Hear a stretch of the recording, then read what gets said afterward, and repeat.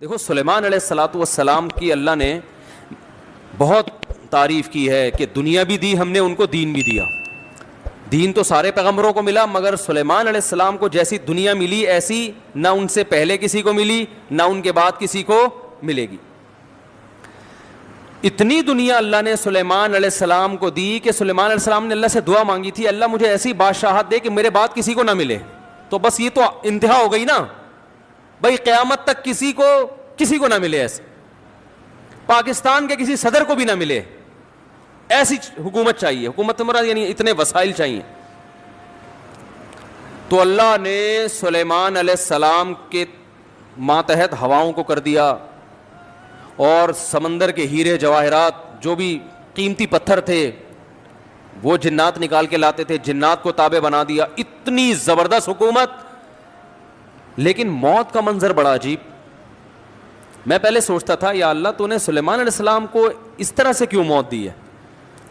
لاٹھی ہاتھ میں اپنی شاہی کرسی پہ بیٹھے ہوئے اور جنات کے ذریعے تعمیرات کروا رہے ہیں عمارتوں کی، اور جنات بہت ٹینشن میں، کیونکہ جن کسی کے قابو، یہ جو عامل کہتے ہیں نا جن ہمارے قابو میں، اصل میں یہ جنات کے قابو میں ہوتے ہیں. جنات ان کا کان مڑ ہوتے ہیں، اب یہ منتر پڑھ، چل اب یہ کر. جن ان کے قابو میں نہیں ہوتے. وہ تو سلیمان علیہ السلام کا معجزہ تھا کہ جنات کو قابو میں لے لیا انہوں نے. یہ کہاں سے، یہ کیا ان میں کون سے کچھ کیوں قابو آئیں گے؟ جن بولیں گے تم ہو کیا، تمہاری اوقات کیا ہے؟ جنات کوئی چھوٹی موٹی مخلوق تھوڑی ہے. عمریں لمبی ہوتی ہیں جنات کی. ایک آدمی گیا فلیٹ میں، کسی نے بتایا یہ خالی فلیٹ ہے، اس میں جنات بھوت ہیں، نہیں جا. اس نے کہا کوئی جن ون نہیں ہوتا. وہ خالی پڑا ہوا تھا بہت عرصے سے. وہ کہتے ہیں نا خالی عمارتوں میں جن بھوت آ جاتے ہیں. تو بہت عرصے سے خالی پڑا ہوا تھا، ان کو فنٹر بننے کا شوق تھا.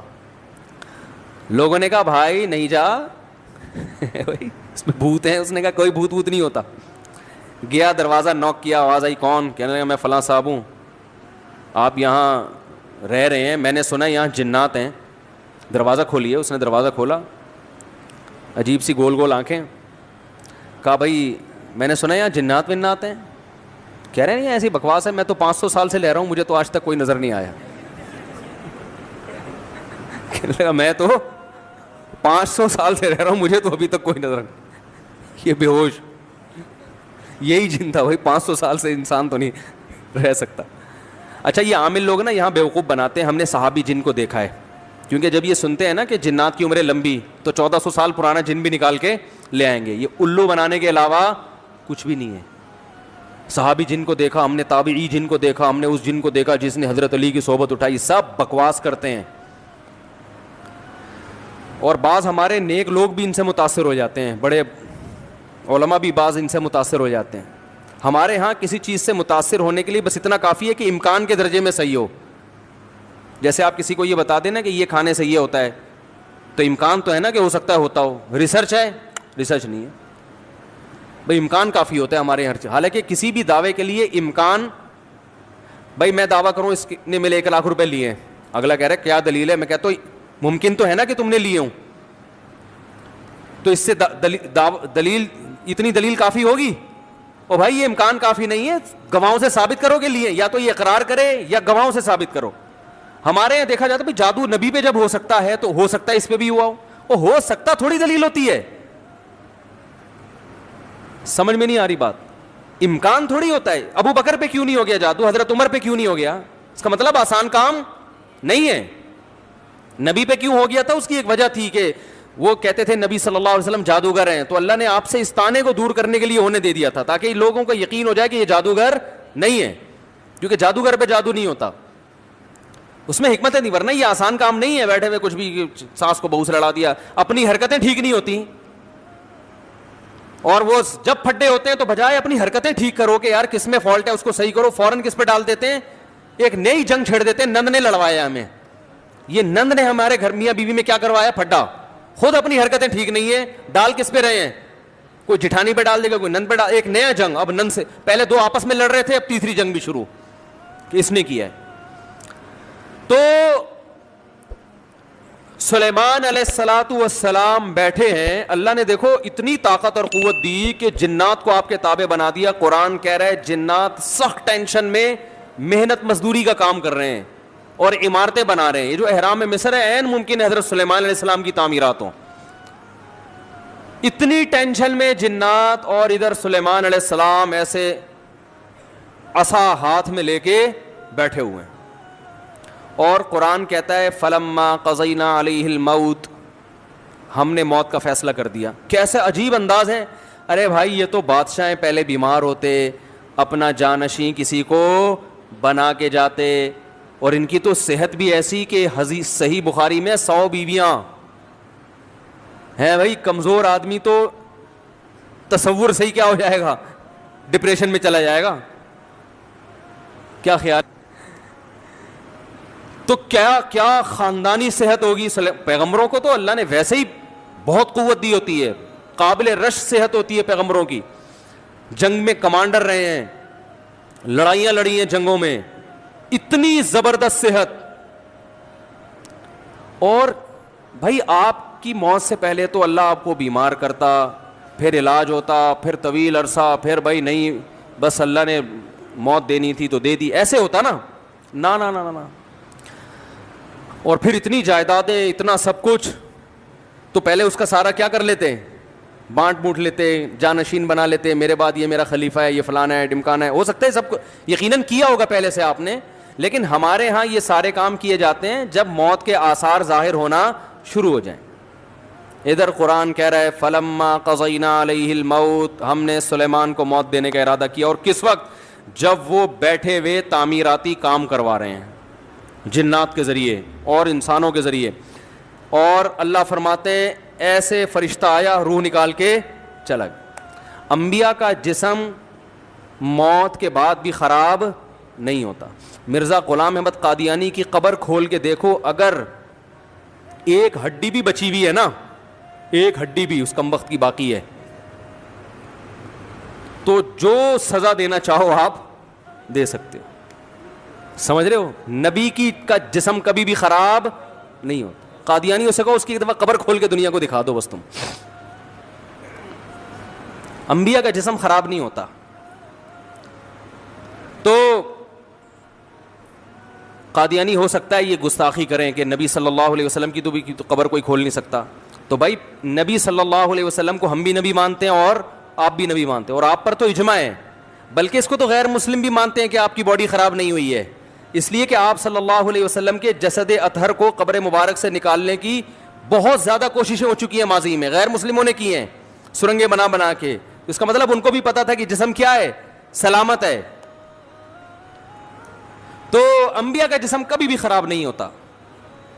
تو قرآن کہہ رہا ہے ادھر ٹیک لگا کے بیٹھے ہوئے ہیں سلیمان علیہ السلام, جسم سے روح نکلی ہے, اور پتہ نہیں کتنے دنوں تک اسی طرح ایسے ہی رہے ہیں. وہ چونکہ اس طرح سے ٹیک لگی ہوئی تھی کہ گرے نہیں ہیں. اب دیمک نے کھانا شروع کیا سلیمان علیہ السلام کی لاٹھی کو.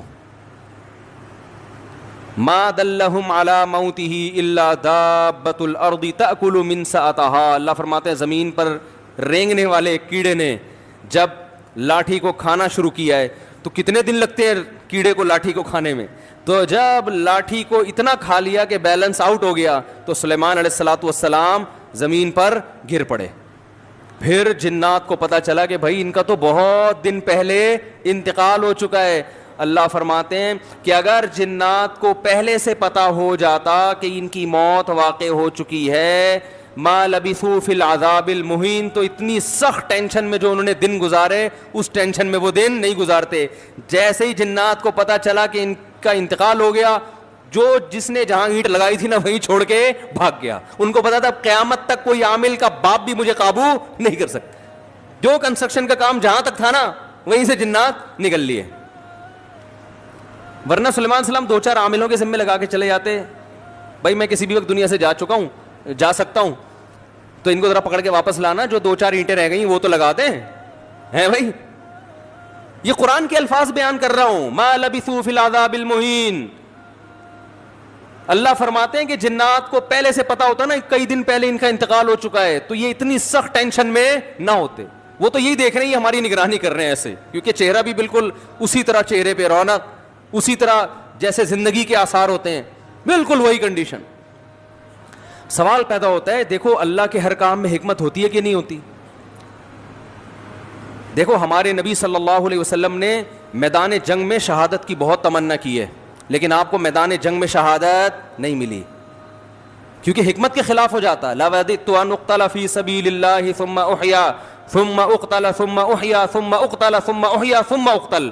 آپ صلی اللہ علیہ وسلم نے فرمایا میری یہ خواہش ہے, میری یہ چاہت ہے. لَوَدِدتُّ کا معنی ہوتا ہے بہت زیادہ چاہت, لَأَحْبَبْتُ نہیں فرمایا, لَوَدِدتُّ. مودت محبت سے اوپر کا درجہ ہے. میری بے پناہ خواہش ہے کہ میں اللہ کے راستے میں اقتلو, قتل کر دیا جاؤں, پھر زندہ کیا جاؤں, پھر اللہ مجھے میدان جنگ میں جانے کا موقع دے, پھر قتل کیا جاؤں, پھر زندہ کیا جاؤں, پھر قتل کیا جاؤں, پھر زندہ کیا جاؤں, پھر قتل کیا جاؤں. یعنی یہ شہادت اتنی پیاری چیز ہے کہ مجھے ایک دفعہ نہیں چاہیے, کم سے کم 4 دفعہ چاہیے. یہ کتنی تمنا نبی صلی اللہ علیہ وسلم کی. ظاہر ہے آپ خود دیکھو, جو اللہ کے لیے جان دے رہا ہو اور وہ ربی غیرت والا ہو تو وہ چھوڑ دے گا ایسے ہی؟ جان دینے سے بڑھ کر دنیا میں کوئی قربانی نہیں ہے. لوگ دعویٰ کرتے ہیں نا محبوب کے لیے کہ میں تمہارے لیے جان دے سکتا ہوں, یہ سب سے بڑا دعویٰ ہوتا ہے. دے نہیں سکتا وہ. محبوبہ کے چہرے پہ تھوڑی سی جھریاں آنے دو, پھر دیکھو کیا, پھر یہ جو 500 روپے بیلنس کے لیے دے رہا ہے یہ بھی نہیں دے گا. لیکن جو اللہ کے لیے جان دے گا میرے بھائی, تو اللہ تو جواد اور کریم بھی ہے, وہ تو تھوڑے پہ بہت نوازتا ہے. تو اللہ کے نبی نے فرمایا ایک دفعہ شہادت نہیں چاہیے, اتنی قیمتی چیز ایک دفعہ. اور نبی صلی اللہ علیہ وسلم نے فرمایا دیکھو, اس لیے میں کہتا ہوں جو بارڈر پہ ہمارے فوجی لڑ رہے ہیں نا, ان کی قدر کیا کرو. یہ ہماری زندگیوں کے محافظ ہیں.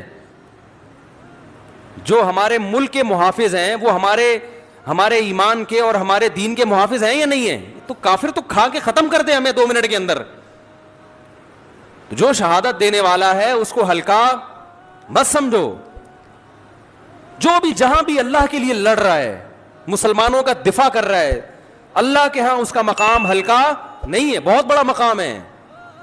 ہم تو باتیں کر رہے ہیں, جو پریکٹیکلی لڑ کہیں بھی ہو دنیا میں, جو بھی اللہ کے لیے لڑ رہا ہے, اللہ کی نظر میں اس کا مقام کم نہیں ہے, بہت بڑا مقام ہے. تو نبی صلی اللہ علیہ وسلم نے فرمایا قیامت کے دن شہید کو لایا جائے گا, اسے جنت کی نعمتیں دی جائیں گی. اللہ اس سے پوچھیں گے بچا تجھے کچھ اور چاہیے؟ وہ کہے گا اللہ تو نے ساری نعمتیں مجھے دے دیں, جنت میں حوریں مل گئیں, شہد کی نہریں مل گئیں, دودھ کی نہریں مل گئیں, اور کیا چاہیے؟ الم تبیض وجوہنا, تو نے ہمارے چہروں کو کیا کر دیا؟ سفید. اللہ کہے گا پھر بھی؟ تو کہے گا ایک تمنا ہے اگر تو دے سکتا ہے. یعنی دے سکتا کا مطلب تیرے قانون کا حصہ ہے کہ تو وہ دے گا لوگوں کو. وہ تمنا یہ ہے کہ اللہ دنیا میں دوبارہ بھیج, دوبارہ تیری راہ میں لڑوں اور دوبارہ قتل کیا جائے مجھے, کیونکہ جو تیری راہ میں مرنے کی لذت تھی وہ لذت جنت میں حاصل نہیں ہو رہی. وہ ایک الگ ہی چیز ہے نا. یہ احساس انسان کو بڑا کر دیتا ہے کہ میں کس کے لیے جان دے رہا ہوں؟ اللہ کے لیے. تو وہ مزہ نہیں ہے. یہ جسمانی لذتیں ہیں جو جنت میں آ رہی ہیں, وہ لذت تھی روحانی, وہ لذت نہیں ہے.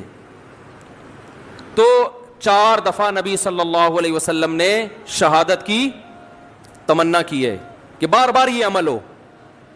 اور آخر ختم کس پر کیا؟ ثم اقتل. ہم کہتے ہیں اللہ میرا دل چاہتا ہے میں تیری راستے میں قتل کیا جاؤں, پھر شہید کیا جاؤں, پھر قتل کیا جاؤں, قتل کیا جاؤں, پھر زندہ کیا جاؤں, پھر قتل کیا جاؤں, پھر زندہ کیا جاؤں, پھر قتل کیا جاؤں, پھر زندہ کیا جاؤں, پھر قتل کیا جاؤں, پھر زندہ کر کے چھوڑ دیا جاؤں. اینڈ کہاں ہوتا ہمارا بھائی؟ ہے بھائی کہ پھر 4 دفعہ شہادت کا ثواب حاصل کر کے پھر اپنی لائف کو میں کیا کروں گا بھائی؟ انجوائے کروں گا. نا نا نا نا. نبی نے ختم کہاں کیا؟ بولو بھائی, قتل پہ. اینڈ کیا ہونا چاہیے؟ تیری راہ میں قتل, تیری راہ میں قتل, انجام یہاں ہونا چاہیے. اس کے باوجود آپ صلی اللہ علیہ وسلم کو میدان جنگ میں شہادت نہیں ملی. آپ کی موت شہادت سے ہی ہوئی ہے, اس لیے کہ وہ یہودی نے زہر پلایا تھا تو اس کے آثار تھے کہ آخر وقت میں آپ پر بخار آیا. لیکن جو میدان جنگ کی شہادت ہوتی ہے نا, جس کی نبی تمنا کر رہے ہیں, وہ والی شہادت نہیں ملی. کیوں؟ حکمت تھی. کہ اگر آپ کی میدان جنگ میں شہادت ہوتی تو غیر مسلم کافر یہ کہتے کہ آپ اپنے مشن کو مکمل کیے بغیر دنیا سے چلے گئے. تو آپ آخری نبی ہیں. آخری نبی جب تک اپنے مشن کو مکمل نہیں کر لیں گے تو اس وقت تک آپ پر موت واقع نہیں ہو سکتی. اور یہ طبعی موت میں ہو سکتا ہے, کیونکہ جب طبعی طور پر انسان کی موت واقع ہوتی ہے اس کو وصیت کا موقع ملتا ہے, اسے سب جو ہے نا سارے کام کرنے کا سمیٹنے کا موقع ملتا ہے. تو وہ تو نبی اگر میدان جنگ میں شہید ہوتے تو بھی سارے کام پہلے کمپلیٹ کر لیتے, لیکن ایک شک ہو سکتا تھا غیر مسلموں کو, تو اللہ نے وہ شک کے راستے بھی کیا کر دیے, ختم. کہ آپ کو کئی دن بیمار کیا گیا, جو جو وصیتیں آپ نے کرنی تھی کر لی, اور ہمیں اطمینان ہو گیا کہ اب جو کام رسول اللہ صلی اللہ علیہ وسلم نے کرنا تھا, جو وصیتیں کرنی تھی کہ میرے بعد میرا جانشین کون ہوگا, اور وہ ساری فائلیں آپ صلی اللہ علیہ وسلم کمپلیٹ کر کے گئے ہیں, سارے کام مکمل کر کے گئے ہیں. نماز میں آخری دنوں میں جب آپ بیمار ہوئے تو آپ نے حکم دیا کہ ابو بکر کو کہو وہ نماز پڑھائیں. اس میں اشارہ تھا کہ میرے بعد جانشین کون ہے. دیکھو سفر میں آپ صلی اللہ علیہ وسلم قضائے حاجت کے لیے گئے, جماعت کا وقت ہو گیا تو دوسرے صحابی نے نماز پڑھا دی, ایسا ہوا ہے؟ ابی ابن کعب رضی اللہ تعالیٰ نے نماز پڑھائی, لیکن یہ نماز یہ اپنا مسلح حوالے کرنے والی نماز نہیں تھی. یہ تو کوئی بھی امام کی جگہ کھڑا ہو سکتا ہے نا, امام کو کوئی عذر ہے. سفر میں ایسا ہے, آپ صلی اللہ علیہ وسلم سفر میں قضائے حاجت کے لیے تشریف لے گئے, پیچھے نماز کا ٹائم تھا تو حضرت ابی ابن کعب نے نماز پڑھائی, اور جب نبی تشریف لائے تو انہی کی اقتداء میں آپ نے نماز بھی پڑھی. مگر اس سے یہ ثابت نہیں ہوتا کہ آپ کے بعد آپ کے جانشین کون ہیں, یہ صحابی ہیں, نا نا نا نا. لیکن جب مرض موت میں مستقل امام بنانے کی ضرورت ہے کہ اب آپ بیمار ہو گئے ہیں, تو صحابیات کہہ رہی ہیں, نبی نے فرمایا مرو ابا بکر فلیصلی بالناس, ابو بکر سے کہو کہ لوگوں کو نماز پڑھائیں. صحابیات نے کہا, امی عائشہ نے کہا یا رسول اللہ میرے والد ابو بکر کمزور دل کے نرم دل کے ہیں, وہ آپ کے مصلی پہ آپ کو غیر موجود دیکھ کر برداشت نہیں, عمر سے کہہ دیں وہ پڑھا دیں, وہ کیا ہے مضبوط, وہ پڑھا دیں گے. ایسے موقع پہ آپ صلی اللہ علیہ وسلم یہ کہہ سکتے تھے کہ بھائی سفر میں کسی نے بھی پڑھا دی تو اس میں بحث کرنے کی کیا ضرورت ہے, میری طبیعت خراب ہے, کوئی بھی آ جائے ہے بھائی, کسی کو بھی کہو نماز پڑھا دے. نا نا نا نا نا, آپ کو پتا تھا آج جس کو مصلی پہ کھڑا کر دیا تو قیامت تک کے لیے اسٹیمپ لگ جائے گی کہ نبی کا جانشین کون ہے. بولو بھائی یہ ہیں. تو آپ صلی اللہ علیہ وسلم فرمایا نا نا نا ابو بکر سے کہو. پھر امی عائشہ نے فرمایا, حالانکہ امی عائشہ کو تو خوش ہونا چاہیے نا, ان کے تو والد ہیں, لیکن وہ دیکھ رہی ہے کہ رقیق القلب ہیں, اور اللہ کے نبی ابو بکر کے علاوہ کسی اور کو قبول, بولو بھائی نا. تو یہ اتنا جو موقع ملا, آپ نے فرمایا پھر سب ازواج کو ڈانٹ لگائی آپ صلی اللہ علیہ وسلم نے کہ تم ایسے ہی مجھ سے جھگڑا کر رہی ہو جیسے یوسف علیہ السلام کے دربار میں جو عورتیں جھگڑ رہی تھیں. تو پھر آرڈر دیا کہ نہ ابو بکر کے علاوہ کوئی بھی نہیں. تو اگر آپ میدان جنگ میں شہید ہو جاتے اچانک تو یہ ساری حکمتیں کیا ہو جاتی, فوت ہو جاتی. تو اللہ نے نہیں شہید ہونے دیا. تو ایسے ہی سلیمان علیہ السلام کو اللہ نے اچانک موت دی ہے, بالکل اس کے برعکس. بیٹھے ہوئے ہیں اور جناب فرشتہ آیا, چلو بھائی ٹھیک. موسیٰ علیہ السلام کے پاس آتا تو پہلے ایک چماٹ کھاتا. ٹھیک, حدیث میں آتا ہے ہر پیغمبر, دیکھو جتنے بھی علماء ہیں نا, ہر ایک کا مزاج دوسرے سے مختلف ہوتا ہے. مزاج کو دیکھ کے کبھی فیصلہ نہ کیا کرو یہ صحیح ہے یہ غلط ہے. بعض کا مزاج جلالی ہوتا ہے, بعض کا مزاج نرم ہوتا ہے. تو جو نرم مزاج علماء کے پاس رہے ہیں, جب کسی جلالی سے واسطہ پڑتا ہے تو کہتے ہیں ان کے اخلاق ٹھیک نہیں ہے. بھائی اخلاق کی بات نہیں ہے, ہو سکتا ہے ان کے اخلاق ان سے بھی اچھے ہوں, مزاج میں کیا ہے تھوڑا سا جلال ہے. تو مارکیٹ میں ہر قسم کی چیز چاہیے نا, سارے میٹھے میٹھے میٹھے بن جائیں گے تو یہ تو لوگ تو مولویوں کو کھا کھا کے ختم کر دیں گے. ہمارے حضرت جلالی تھے, ایسا نہیں کوئی بھی اٹھ کے آ گیا بیل بجا دی حضرت سے ملنے آئے ہوں. فرمایا بھائی ٹائم ہوتا ہے ہر چیز کا. بڑے بڑے آفیسر آتے تھے حکومت کے, حضرت لفٹ نہیں کراتے تھے, ٹائم ہے اس پہ آؤ گے بیٹھیں گے, اور فالتو بات کرنے کی اجازت. حضرت کے پاس تو بات کرنے سے پہلے آدمی سوچتا تھا. اس لیے کہ وہ کام تھا ان کا, سارا دن مصروف تھے. اگر وہ اس طرح سے بیٹھ جاتے ٹھیے لگا کے, لوگ تو آئیں گے, لائن لگے گی. اور بعض علماء کیا ہوتے ہیں, وہ ذرا جمال ان کی طبیعت میں غالب ہوتا ہے. آپ نہیں آئے تو خود آپ کے گھر پہنچ جائیں گے, بھائی بہت دن ہو گئے اب تک آئے کیوں نہیں آپ, ہے بھائی. تو یہ ڈیزائن ہے, چلتا ہے. بدگمان نہ ہوا کرو, شریعت پہ اگر چل رہے ہیں نا تو بس صحیح ہے. تو موسیٰ علیہ السلام تھے کیا, جلالی. حدیث میں آتا ہے ان کے پاس فرشتہ آیا انسانی شکل میں. موسیٰ علیہ السلام نے پوچھا کیسے آنا ہوا, کون ہو بھائی؟ انہوں نے کہا موت کا فرشتہ ہوں, آپ کی جان لینے کے لیے آیا ہوں, آپ کی جان لینے کے لیے. حضرت موسیٰ نے ایک زور سے لگایا تماچا, حدیث میں آتا ہے آنکھ نکل کے گر گئی ان کی. پھر اللہ میاں کے پاس گئے, اللہ اپنے کس بندے کے پاس تو نے مجھے بھیج دیا. اب سوال یہ پیدا ہوتا ہے کہ حضرت موسیٰ نے تھپڑ کیوں مارا ہو. اب اس کی تو ظاہر ہے پیغمبر کوئی غلط کام تو کرتے نہیں ہیں, تو بہت ساری لوج میرے ذہن میں یہ آتا ہے کہ ان کو یہ فرشتے کا اسٹائل پسند نہیں آیا بھائی, شاید یہی وجہ ہو سکتی ہے. کیسے ایکسکیوز کر رہے ہو آ کے, جیسے کوئی ہدیہ دینے کے لیے آئے ہو. جیسے وہ ایک آدمی کی شادی ہوئی نا, تو دلہن کے پاس گیا تو اب سمجھ میں نہیں آ رہا تھا بات چیت کی ابتدا کیسے ہو, بغیر تمہید کے شروع ہو جائیں تو بولے گی وہ پھوڑ پتہ نہیں اس کو تو بات چیت نہیں آتی. تو اب گھنٹہ بیٹھ کے سوچ رہے کہ بات چیت شروع کیسے کروں. بعض لوگ ادب کے مارے ہوئے ہوتے ہیں نا, ارے بھائی تو جیسے بھی چاہے سمجھ میں آ رہا ہے شروع کر دے. ادب کا مارا ہوا تھا بیچارہ, اردو ادب کا. تو کافی دیر سوچنے کے بعد کہتا ہے کل میری آپ سے شادی ہوئی تھی, اس سلسلے میں حاضر ہوا ہوں. کل میری آپ سے شادی ہوئی تھی, اس سلسلے میں حاضر ہوا. تو خیر سلیمان علیہ السلام کی جو موت اچانک ہوئی ہے, اصل میں سلیمان علیہ السلام کے پاس وسائل بہت تھے, حکومت بہت تھی, کام اس طرح سے بہت پھیلا ہوا تھا. تو ان کو اس طرح سے اچانک موت دے کے اللہ نے بتا دیا کہ تم اس خوش فہمی میں نہ رہو کہ تمہاری بچیوں کی ابھی شادی نہیں ہوئی ہے تو پہلے ان کی شادیاں ہو جائیں گی, بچے اپنے پاؤں پہ کھڑے ہو جائیں گے, ابھی تو تم نے کمیٹی ڈالی ہے وہ نکلے گی, پھر تم کمرشل پلاٹ خریدو گے, ہیں بھائی.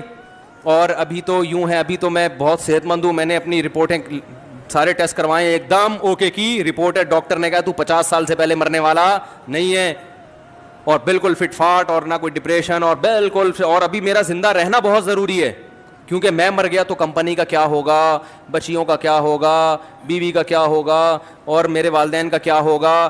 تو اللہ نے بتایا تم کس کھیت کی مولی ہو بھائی, اتنے بڑے پیغمبر اور اتنے وسائل کہ تم ان وسائل کا تصور نہیں کر سکتے. میں نے جب ارادہ کیا تو ان سے مشورہ نہیں لیا, بیٹھے بیٹھے موت دے دیے, سارے کام ادھورے, سارے پروجیکٹ, وہ جو اینٹ جہاں رہ گئی تھی نا آخری, جن وہ چھوڑ کے بھی بھاگا ہے. تو تمہارے پروجیکٹ کی کیا حیثیت ہے, تم کس کھیت کی مولی ہو بھائی. تو جس کو جتنی دنیا بھی دے دوں سیکنڈ بھی نہیں لگے گا چھیننے میں, تو زیادہ فنڈر بننے کی کوشش, اپنی جو صحت کی رپورٹیں ہیں نا, کولیسٹرول لیول بالکل سیٹ ہے بھائی, ہر سب کچھ ٹھیک ہے, اس کے باوجود بیٹھے بیٹھے مار دوں گا. وہ ہمارے یہاں بہاریوں میں مشہور ہے کہ جب موت آتی ہے نا, اونٹ پہ بیٹھے ہوئے آدمی کو کتا کاٹ لیتا ہے, جو نہ کٹے آری سے کہتے ہیں نا, وہ کٹے بہاری سے. تو ان باتوں کی وجہ سے تو کہتے ہیں لوگ, ویسے بہت اچھے لوگ ہوتے ہیں, کوئی ناراض نہ ہو جاؤ بھائی, لیکن باتیں بہرحال بہت ٹائٹ کرتے ہیں. جو نہ کٹے آری سے کہتے ہیں وہ کٹے. تو اونٹ پہ بیٹھے ہوئے آدمی کو کیا کاٹ لیتا ہے. ہمارے بہاری دوست تھے, ابھی بھی ہیں, تھے کیا, بیان بھی سنتے ہوں گے انشاءاللہ. تو وہ ایک کہتے تھے مفتی صاحب جب شامت آتی ہے تو اونٹ پہ بیٹھے ہوئے آدمی کو, میں نے کہا یار باتیں تمہاری بڑی ٹائٹ ہیں یار, اونٹ پہ بیٹھے ہوئے آدمی کو کیا کاٹ لیتا ہے, کتا. تو ہم اور آپ کس کھیت کی مولی ہیں بھائی. ہمارے ایک دوست تھے, بڑے مالدار بھی تھے, اور مدرسے میں ہمارے ساتھ پڑھا کرتے تھے, اکلوتے بیٹے تھے والدین کے. والدین نے ان کو عالم بنانے کے لیے سارے وسائل لگا دیے. جب عالم بن کے فارغ ہوئے, ایکسیڈنٹ میں ان کی موت واقع ہو گئی. اب یہی لوگ مجھ سے پوچھ رہے تھے یار ان کے تو والدین کا سارا محنت ضائع ہو گئی. میں نے کہا ضائع تو نہیں ہوئی, آخرت میں ذخیرہ, لیکن کام تو نہیں ہو سکا نا جو والدین چاہتے تھے. میں نے کہا بھائی اللہ کہہ رہے ہیں ان کی موت میں کیا حکمت ہے. میں نے کہا ان کی موت میں یہ حکمت ہے, اللہ نے بتا دیا میں کسی کو کسی بھی وقت مار سکتا, کوئی بھی کسی بھی ٹائم پہ دنیا میں جا سکتا ہے, چاہے ملک کا بیڑا غرق ہو جائے, گھر کا بیڑا غرق ہو جائے, یا سارے کاروبار کا بیڑا غرق ہو جائے, تعلیم ادھوری رہ جائے, کچھ بھی ہو جائے, سارے پروجیکٹ کی ایسی کی تیسی ہو جائے. اس لیے اللہ کو اپنے حساب سے مت چلاؤ, اپنے آپ کو اللہ کے حساب سے چلانا شروع کر دو. موت کو اپنے حساب سے مینج مت کرو, موت کے حساب سے خود مینج ہو جاؤ. پہلے سے وصیتیں لکھ کے رکھو, اگر یہ اینٹ لگنے سے پہلے میں مر گیا تو کیا ہوگا, یہ اگلی اینٹ کون لگائے گا, صحیح ہے نا. تو ہم لوگ موت کو مانتے ہیں, موت کے لیے تیار. غلط خبریں چلانا, اس طرح اس کو پروموٹ کرنا کہ سامنے والے کو شک بھی نہ ہو کہ یہ جھوٹ بول رہا ہے. بات آ رہی ہے سمجھ میں کہ نہیں آ رہی؟ سامنے والے کو ذرہ برابر بھی شک نہ ہو. اس کو آواز کو سیٹ کریں نا, گونج رہی آواز بھائی. یہ بہت بڑا پروپیگنڈا ہو رہا ہے. سوشل میڈیا پہ الزام لگتے ہیں, فلاں کی بیوی نے بتایا کہ وہ ایسا ہے. لوگ کہتے ہیں توبہ توبہ استغفر اللہ استغفر اللہ. ایسا ہے, ہمیں کیا پتا تھا ایسا نکلے گا. یہ تم نے خود سنا ہے کہ فلاں کی بیوی نے بتایا ہے, اور بیوی نے بتایا ہے تو سچ بولا ہے جھوٹ بولا ہے, جو مرضی اٹھا کے پھینکتے رہو. اچھا, اس پہ تبصرہ نہیں ہوگا کہ سچ بولا ہے کہ جھوٹ بولا ہے, آگے اس پہ ایک عمارت کھڑی ہوگی, فلاں نے اپنی بیوی کے بارے میں یہ بتایا ہے کہ یہ ایسی تھی. تبصرے شروع ہو جائیں گے. آپ اس کو ہلکا سمجھ رہے ہو. میں سمجھتا ہوں اس وقت ہمارے جو ملکی حالات ہیں اس میں بھی, مذہبی لحاظ سے جو تباہی پھیل رہی ہے اس میں بھی, اور تعلیم کے میدان میں جو ہم پیچھے جا رہے ہیں اس میں بھی, غربت مہنگائی میں بھی, ہر چیز میں جھوٹی خبروں نے جتنا مؤثر کردار ادا کیا ہے, اتنا شاید کسی چیز نے کردار ادا نہ کیا ہو. یہ دور ہے پروپیگنڈے کا, یہ وار ہے پروپیگنڈے کی. جو جھوٹ بولنے میں کامیاب ہو گیا اور اس کا جھوٹ پروموٹ ہو گیا, وہ جیت جائے گا یہ جنگ. ہمیں یہ چیز سمجھنے کی ضرورت ہے. آپ کو پتہ ہے ہٹلر نے جب عالمی جنگ شروع کی تو اس نے 2-4 بندے پروپیگنڈے کے لیے بٹھائے ہوئے تھے کہ اتنا جھوٹ بولنا, اتنا جھوٹ بولو کہ لوگ اس کو سچ سمجھنے لگے.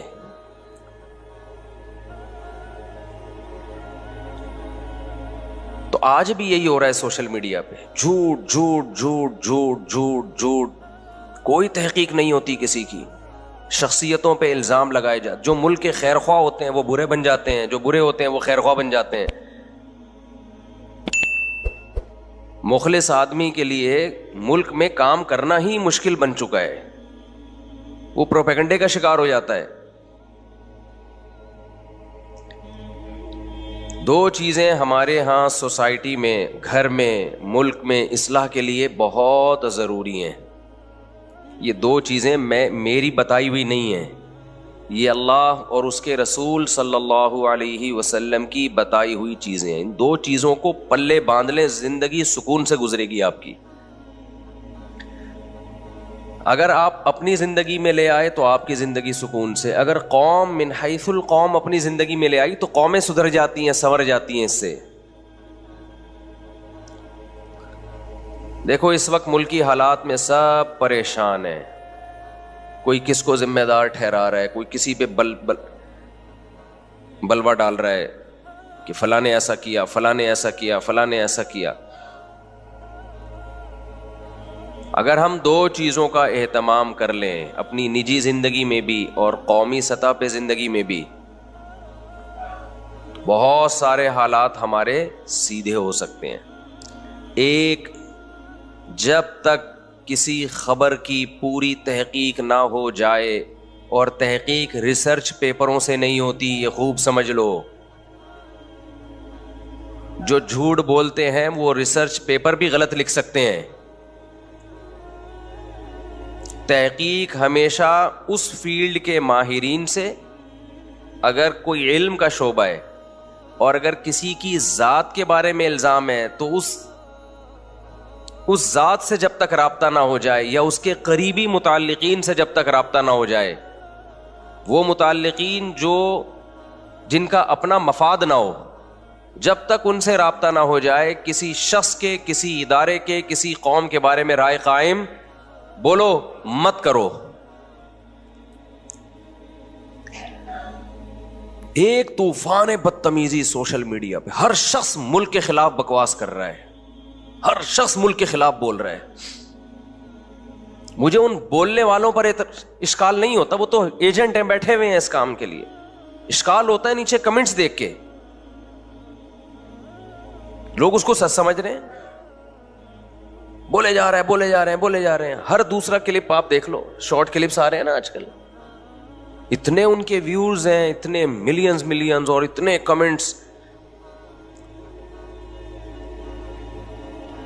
تو اندازہ ہوتا ہے کہ سوشل میڈیا کو یہ پاور حاصل ہو گئی ہے, وہ ایک باقاعدہ فوج ہے, کسی بھی ملک کی ایک آرمی بن چکی ہے, جو حکومتوں کو گرا بھی سکتی ہے اور حکومتوں کو بنا بھی سکتی ہے. آپ بتاؤ کسی قوم کو ایک ایسی اندھی بہری قوت کے حوالے کر دیا جائے جسے مینج کرنے والا کوئی نہ ہو, جو بے لگام ہو, تو اس قوم کی تباہی ہے یا نہیں ہے؟ مجھے ایک بات بتاؤ. یعنی آپ جو پالیسیاں آپ کی جو ملک کی عوام سوچے گی, بنائے گی, وہ ایک آزاد سوشل میڈیا کے ذریعے, اور وہ سوشل میڈیا کو اس کو اجازت ہے کہ وہ جھوٹ بول سکتا ہے, اور اس جھوٹ کو پہچاننے والا, اس پہ تحقیق کرنے کی لوگوں میں صلاحیت نہیں ہے. کسی قوم کو ایسے میڈیا کے حوالے کر دیا جائے تو اس قوم کا بھیانک انجام ہوگا کہ نہیں ہوگا؟ ملک ہمیشہ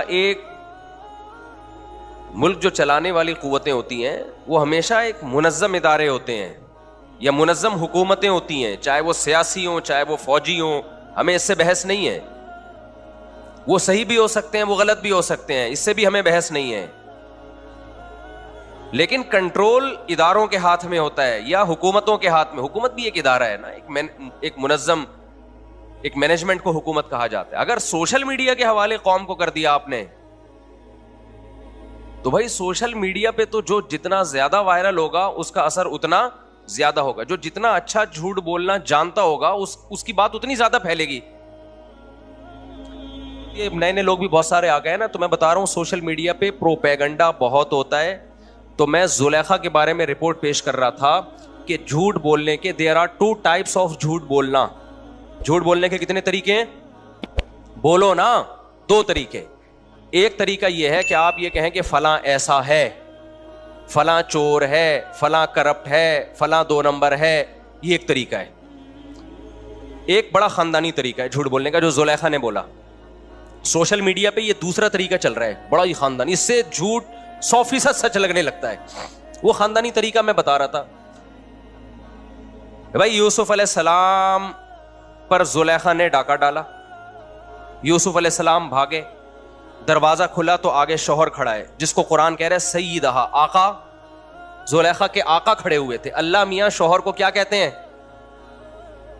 یار تمہارے فضائل پر جب بات ہوتی ہے تو بھی تمہارے منہ سے آواز نہیں نکلتی, تو تمہارے خلاف جب بات ہوگی تو کہاں سے آواز نکلے گی؟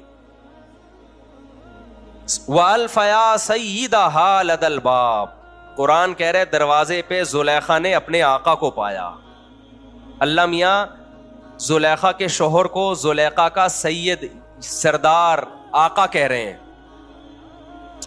آئی بات سمجھ میں کہ نہیں آئی؟ آج جو خواتین کے حقوق میں بہت سے حقوق تو ملنے چاہیے خواتین کو جو نہیں مل رہے, لیکن کچھ ایسے ہیں کہ محل مغرب کو خوش کرنے کے لیے وہ دے دیے خواتین. اسلام میں عورت ماتحت ہوتی ہے اپنے ہسبینڈ کی, سمجھ رہے ہو کہ نہیں سمجھ رہے, اور شوہر اس کا آقا ہوتا ہے. ہم یہ نہیں کہہ رہے کہ وہ اس کے پاؤں کی جوتی ہوتی ہے عورت یا اس کی قدموں کی خاک ہوتی ہے, ہم یہ نہیں کہہ رہے. ہم کہہ رہے ہیں گھر کا سربراہ کون ہے بھائی؟ میاں ہے, وہ سربراہ مان لو آپ اس کو.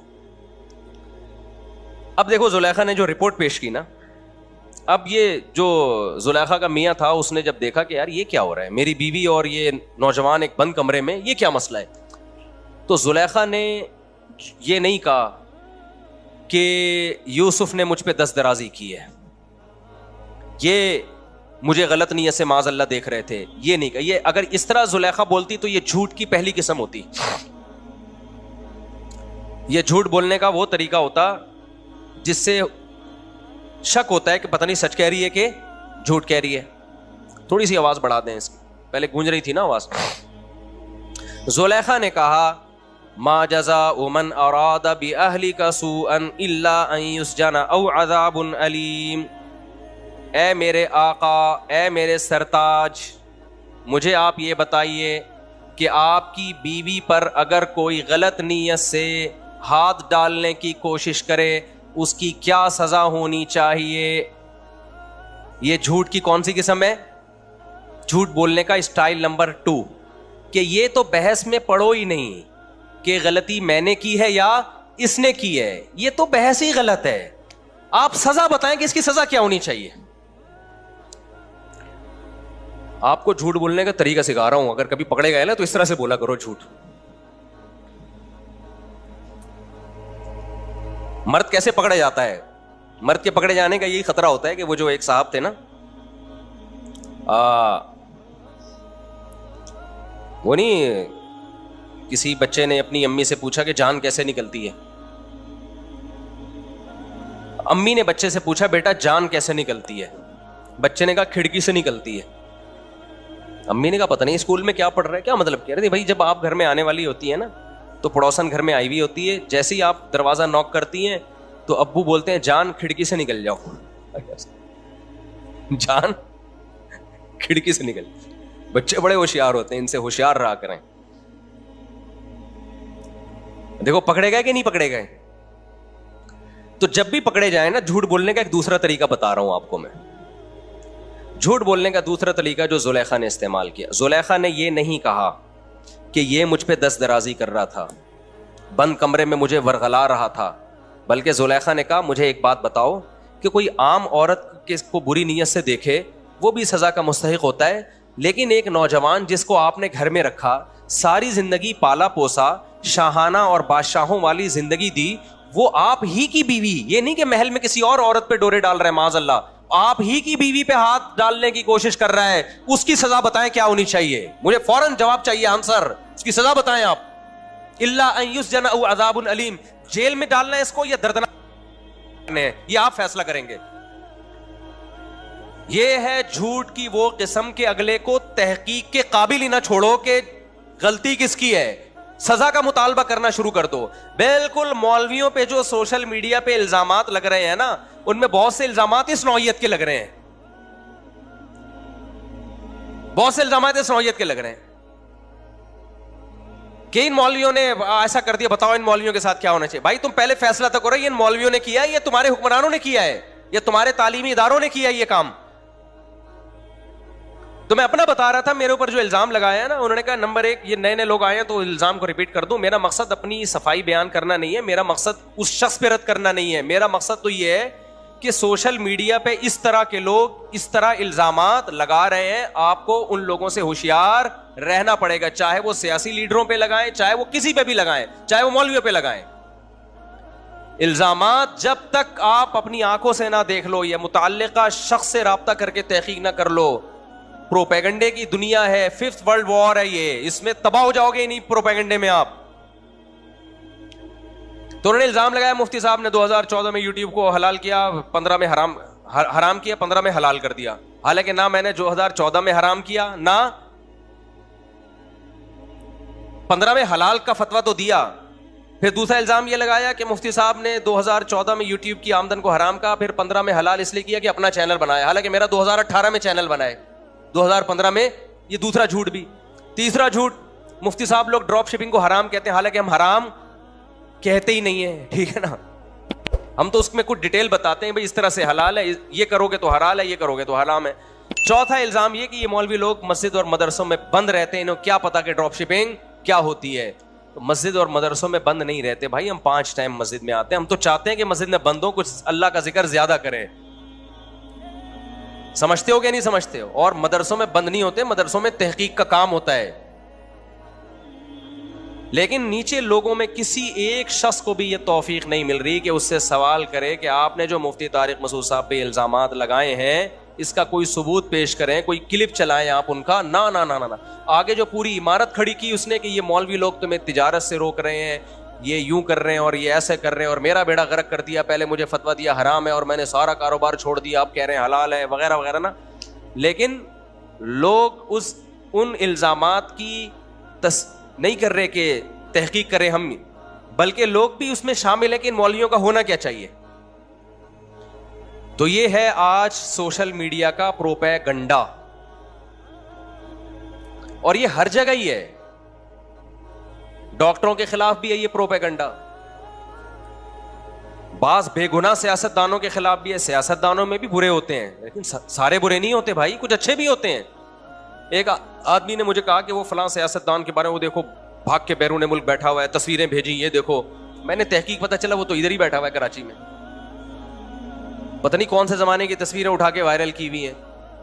ایک صاحب نے مجھے کہا کہ وہ فلاں سیاست دان ہے, آپ کو پتا ہے اتنے کروڑوں روپے کی جائیدادیں بنا لی ہیں اس نے.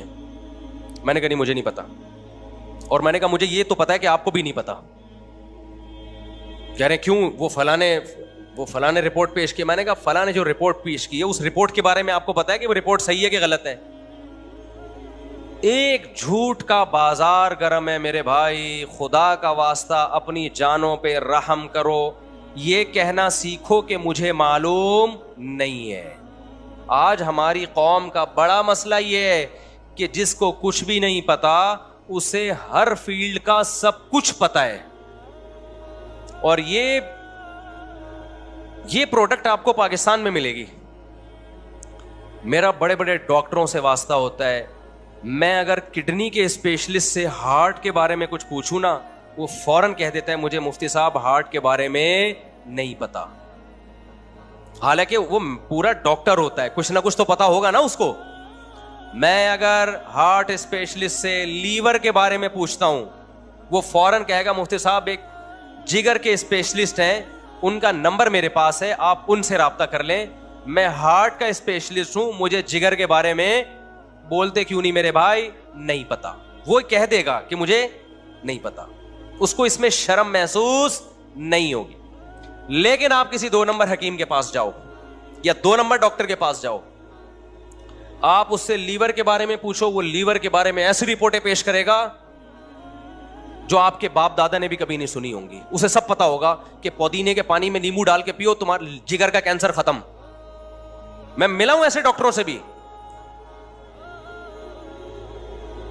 پودینہ کا پانی میں لیمو ڈال کے پیو تو جگر کا کینسر آپ پینا نہ شروع کر دیں. کہیں ایک مثال دے رہا ہوں میں, ان کو ہارٹ کا بھی پتا ہے. لہسن کو پیسٹ بنا کے صبح شام پیئیں, دل گارڈن ہو جائے گا آپ کا. کھائیں لہسن, کسی ایکسپرٹ ہارٹ اسپیشلسٹ سے پوچھ لیں. ایسا نہ ہو کہ جو تھوڑا بہت بعض دفعہ کولیسٹرول کی کمی سے بھی دل خراب ہو جاتا ہے. پتہ چلا جو تھوڑا سا کولیسٹرول باقی رہ گیا تھا, لہسن نے وہ بھی باقی نہیں چھوڑا. ہر شخص کو پاکستان میں ہر طرح کی نالج ہے یا نہیں ہے؟ مجھے ایک بات بتاؤ. لہذا مفتی بھی یہاں پتھر اٹھاؤ گے مفتی نکلیں گے.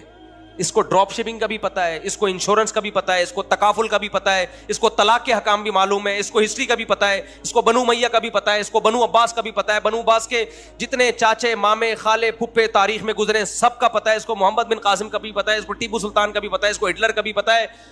اور پھر میڈیکل سائنس کی طرف ہم آتے ہیں تو ان کو جناب جگر کا بھی پتا ہے, ان کو گردوں کا بھی پتا ہے, ان کو کلیجی کا وہ پھیپھڑوں کا بھی پتا ہے, لنگس کے بھی یہ اسپیشلسٹ ہیں, گھٹنوں میں درد کا علاج بھی ان حکیم صاحب کے پاس ہے, کمر کے درد کا علاج بھی ان حکیم صاحب کے پاس ہے. اگر آپ کی اولاد نہیں ہو رہی, اولاد کے کیپسول بھی یہ کھلائیں گے. اگر آپ کی اولاد ہو رہی ہے لیکن بیٹیاں ہو رہی ہیں تو بیٹے کے کیپسول بھی ان کے پاس ہیں, وہ کھلائیں گے, بیٹا پیدا ہو جائے گا آپ کے. جو اسپیشلسٹ ہے اس کو صرف اپنی فیلڈ کا پتا ہے, باقی اس کو کچھ بھی نہیں پتا. اور جو اسپیشلسٹ نہیں ہے وہ ہر فن میں اسپیشلسٹ ہے. یہ پتا ہے ٹیکنیکل فالٹ کیا ہے؟ ہمیں لا ادری کہنا نہیں آتا. لا ادری کا مطلب ہے مجھے معلوم نہیں ہے. یہ کہنا سیکھو میرے بھائی کہ مجھے معلوم نہیں ہے. اس میں کوئی عیب کی بات نہیں ہے. ہر شخص کو سب کچھ نہیں پتا ہوتا. نہ سیاست دانوں کے بارے میں جھوٹے تبصرے کرو, نہ کسی اور کے بارے میں جھوٹے تبصرے کرو.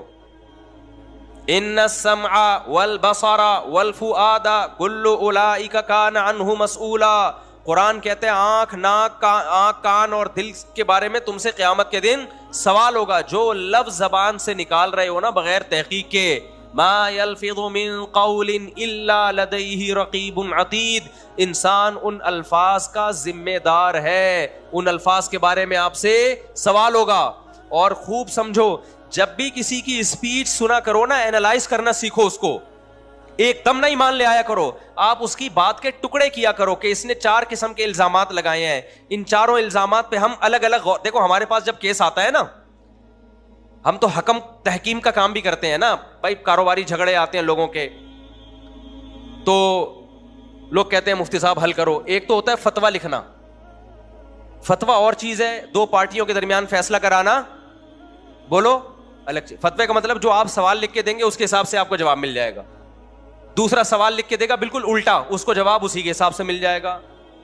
تو 2 الگ الگ فتوے چلے گئے کہ نہیں چلے گئے؟ لوگ کہتے ہیں مفتی صاحب اس کو یہ فتویٰ دیا, آپ نے اس کو الٹا فتویٰ دے رہے ہو. ہم کہیں گے بھائی جو اس نے سوال پوچھا اس کے حساب سے طلاق نہیں ہوئی, یہ کمبخت جو پوچھ رہا ہے اس کے حساب سے ہو گئی ہے. 2 الگ الگ فتوے جا رہے ہیں, سوال 2 الگ الگ آئے ہیں نا. ابے بھائی کیا کریں, کیسے سمجھائیں؟ لیکن جب تحکیم ہوتی ہے نا, تحکیم, 2 پارٹیاں آتی ہیں, پھر جو الزامات لگائے جاتے ہیں نا, تو آپ نے عدالتوں میں بھی دیکھا ہوگا جج ایک ایک الزام کو لکھتا ہے, ایک ایک الزام کو لکھتا ہے, اس کا تجزیہ کیا جاتا ہے پھر کہ کس الزام کی کتنی حیثیت ہے, اس میں آپ کے پاس گواہ ہیں یا نہیں ہے. تو جب بھی کسی کا کلپ سنا کریں, ایک میں مثال سے بات سمجھاتا ہوں. آپ کہیں گے مولوی صاحب کس ٹائپ کا بیان لے کے بیٹھ گئے ہیں, یہ ہمیں ضرورت ہے بھائی. پروپیگنڈے سے متاثر نہ ہوا کرو. جب بھی کوئی دعویٰ کرے اس کے اسٹائل پہ مت جاؤ, اس کے رونے دھونے پہ مت جاؤ, اس کے چیخنے چلانے پہ مت جاؤ, اس کے جذبات پہ مت جاؤ. بعض اسکالر بڑے جذباتی ہو کے بیان کر رہے ہیں, یہ ایسے ہے فلانا ایسے, لوگ کہتے ہیں وہ رونا شروع کر دیتے ہیں لوگ, یار یہ واقعی اتنا برا ہے یہ آدمی. او بھائی وہ جو دعوے کر رہا ہے, دعوے برائے دعوے ہیں وہ. میں اکثر ایک واقعہ بیان کرتا ہوں. حضرت عمر کا دور حکومت تھا, کوئی جج تھے, ان کی عدالت میں ایک عورت آئی روتے ہوئے, اپنے شوہر پہ الزام لگا رہی تھی میرا شوہر ایسا ہے, میرا, بہت رو رہی تھی.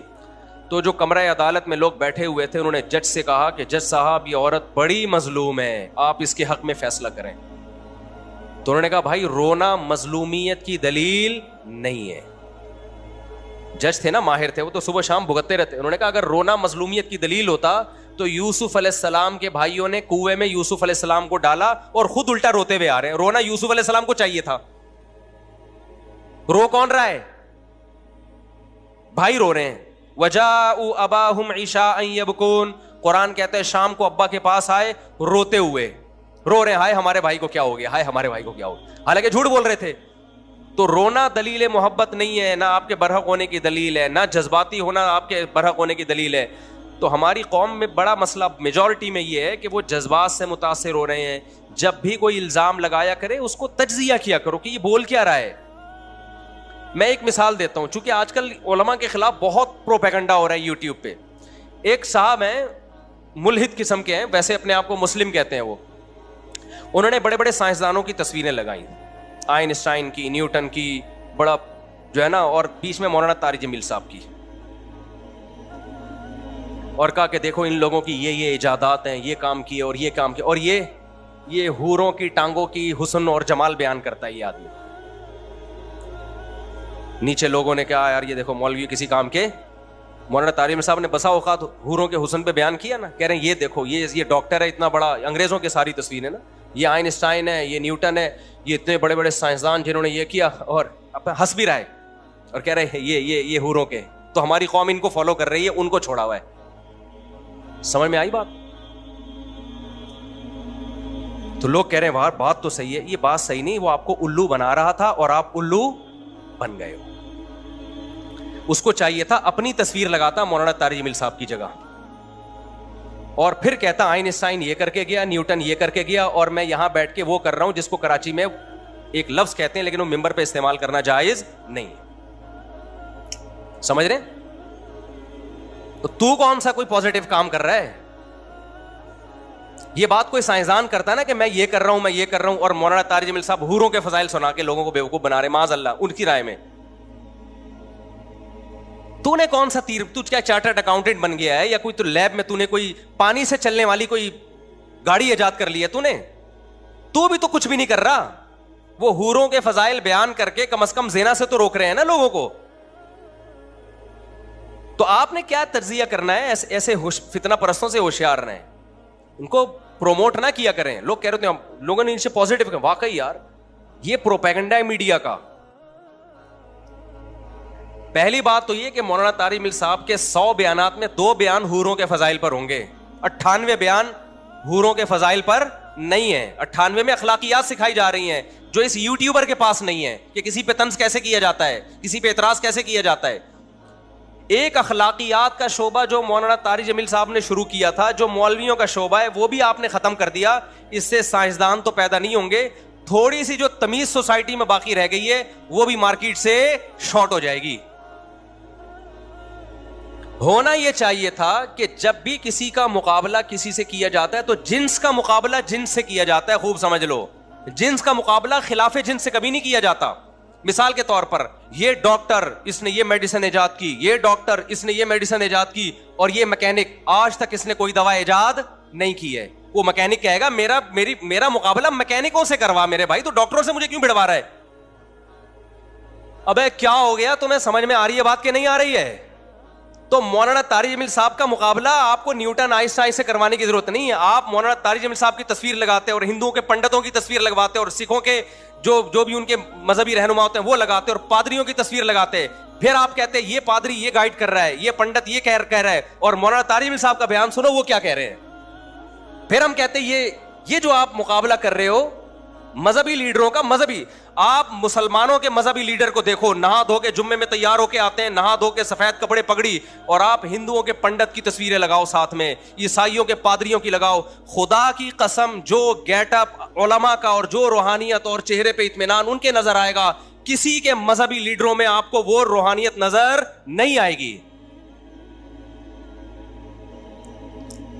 اور اگر آپ نے نیوٹن اور آئنسٹائن کا مقابلہ کروانا ہے تو اپنے یونیورسٹیوں کے پروفیسروں سے کرواؤ. لمس یونیورسٹی کے پروفیسر کی تصویر لگاؤ وہاں پہ, آپ کراچی یونیورسٹی کے پروفیسر کی تصویر لگاؤ وہاں پہ کہ یہ کیا کر رہے ہیں اور یہ کیا کر رہے ہیں. سارا نزلہ کس پہ اتارا جا رہا ہے؟ مولویوں پہ ٹھڑک پوری کی جا رہی ہے اپنی.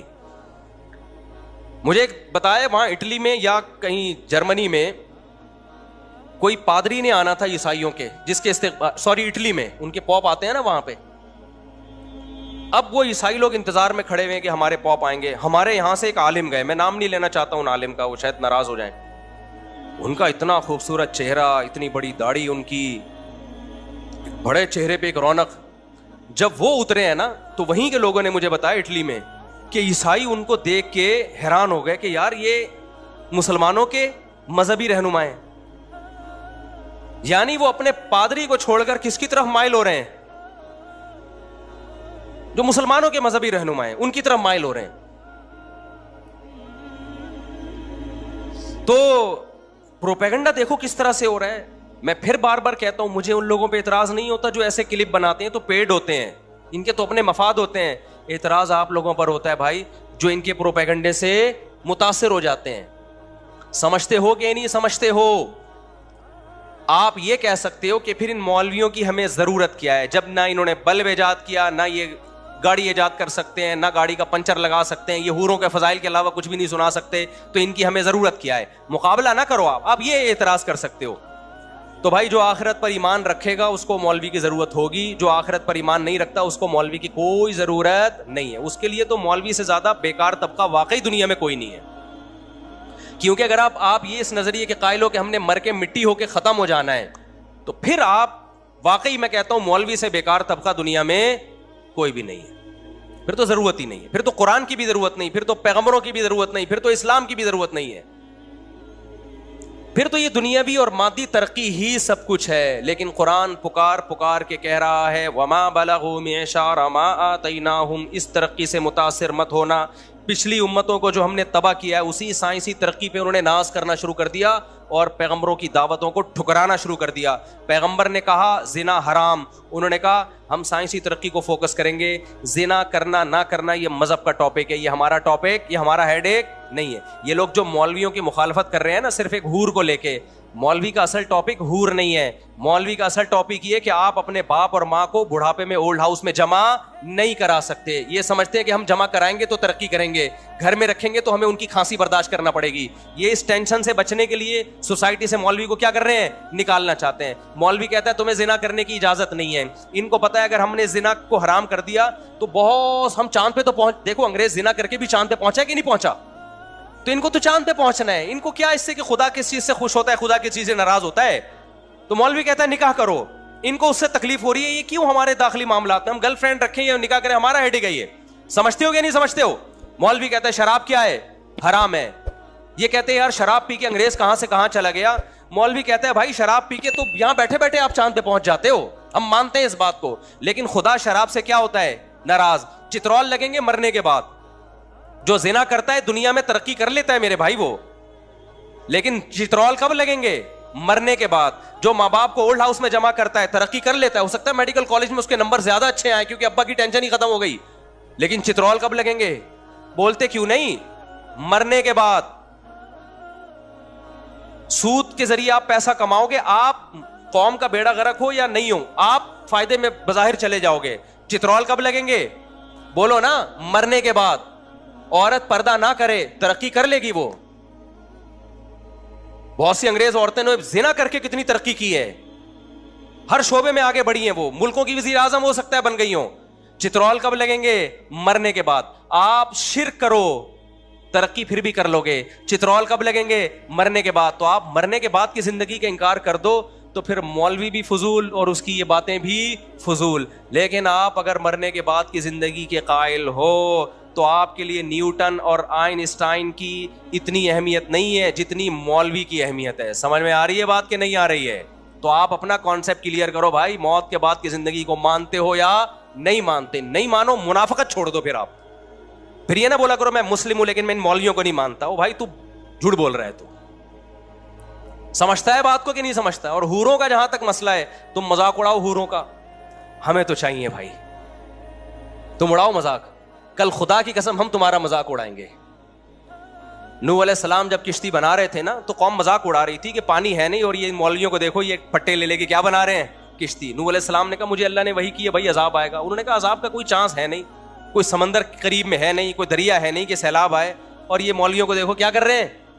تو نوح علیہ السلام نے فرمایا ان تسخروا منا فانا نسخر منکم, اڑا لو مذاق, کل ہم تمہارا مذاق اڑائیں گے. تو آپ آج حوروں کا مذاق اڑا لو بھائی, ہم تو خدا کے وعدوں پر یقین رکھتے ہیں بھائی, ہمیں تو حوریں چاہیے, ہمیں تو چاہیے بھائی. اور ہم تو اللہ سے دعا مانگتے ہیں اللہ ان حوروں سے ہمیں محروم نہ کرنا اور ان کمبختوں کو محروم کر دینا. یہ دنیا میں بھی محروم ہے حوروں سے. ان کو گرل فرینڈز ملتی ہیں, بیویاں ان کو نہیں ملتی, اور گرل فرینڈ کا جب موڈ آف ہوتا ہے وہ چھوڑ چھاڑ کے چلی جاتی ہے اس کو. جب زیادہ تو کل آج تو غریب ہو جا, دیکھتا ہوں میں تجھے کتنی حوریں دنیا میں ملتی ہیں. دیندار لوگوں کو وفا کرنے والی بیویاں ملتی ہیں, وفا کرنے والی اولادیں ملتی ہیں جو بڑھاپے میں سہارا بنتی ہیں. ان کمبختوں کو جو حوروں کا مذاق اڑاتے ہیں, نہ دنیا میں وفادار بیویاں ملتی ہیں اور نہ بڑھاپے میں وفادار اولادیں ملتی ہیں. اور آخری بات کر کے بیان کو ختم کرتا ہوں میں, یہ جو بار بار الزام لگا رہے ہیں مولویوں کی وجہ سے ملک ترقی نہیں کر رہا. لوگ کہتے ہیں دیکھو اتنی مسجدیں, اتنے مدرسے, لیکن اتنی کرپشن.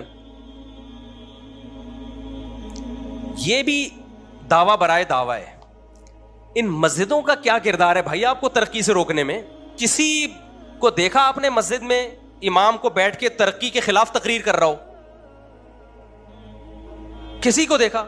آپ کہہ سکتے ہیں ترقی کے خلاف تو تقریر نہیں کرتے, لیکن حوروں کے اتنے فضائل بیان کر دیتے ہیں کہ لوگ ان کے چکروں میں پڑ جاتے ہیں, اور کوئی آئنسٹائن اور نیوٹن جیسا پھر پیدا نہیں ہوتا, سارے حوروں کے چکر میں لگ جاتے ہیں.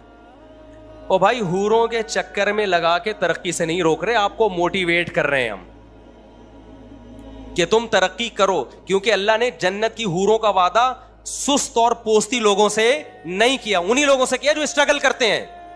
میرے تو میڈیکل کالج میں بیانات ہوتے رہتے, میں کہتا ہوں تمہیں حوریں ملیں گی نہیں اس وقت جب تک تم پڑھائی کو فوکس نہیں کرو گے.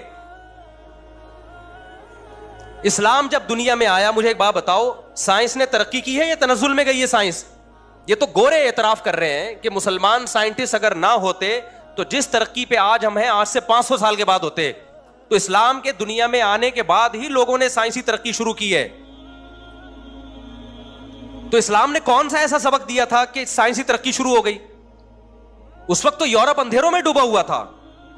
جتنے آپ کے سائنسدان ہیں نا جو اس وقت جتنے علوم ہیں ان سب کے تانے بانے کہیں نہ کہیں مسلمان سائنٹسٹ سے جا کے مل رہے ہوں گے.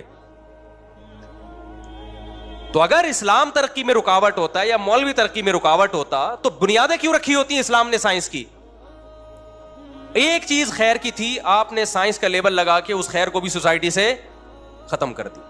ہمارے ہاں میں ایک مثال دیتا ہوں, ہمارے یہاں جو تھوڑی بہت خیر ہے نا میرے بھائی, تھوڑی سی خیر, جو تھوڑی کرپشن کم ہے, بہت زیادہ ہے لیکن اور زیادہ ہوتی اگر یہ مدارس اور یہ مسجدیں نہ ہوتی, کیونکہ تھوڑا بہت حوروں کی لالچ میں ہو سکتا ہے کرپشن چھوڑ دے وہ.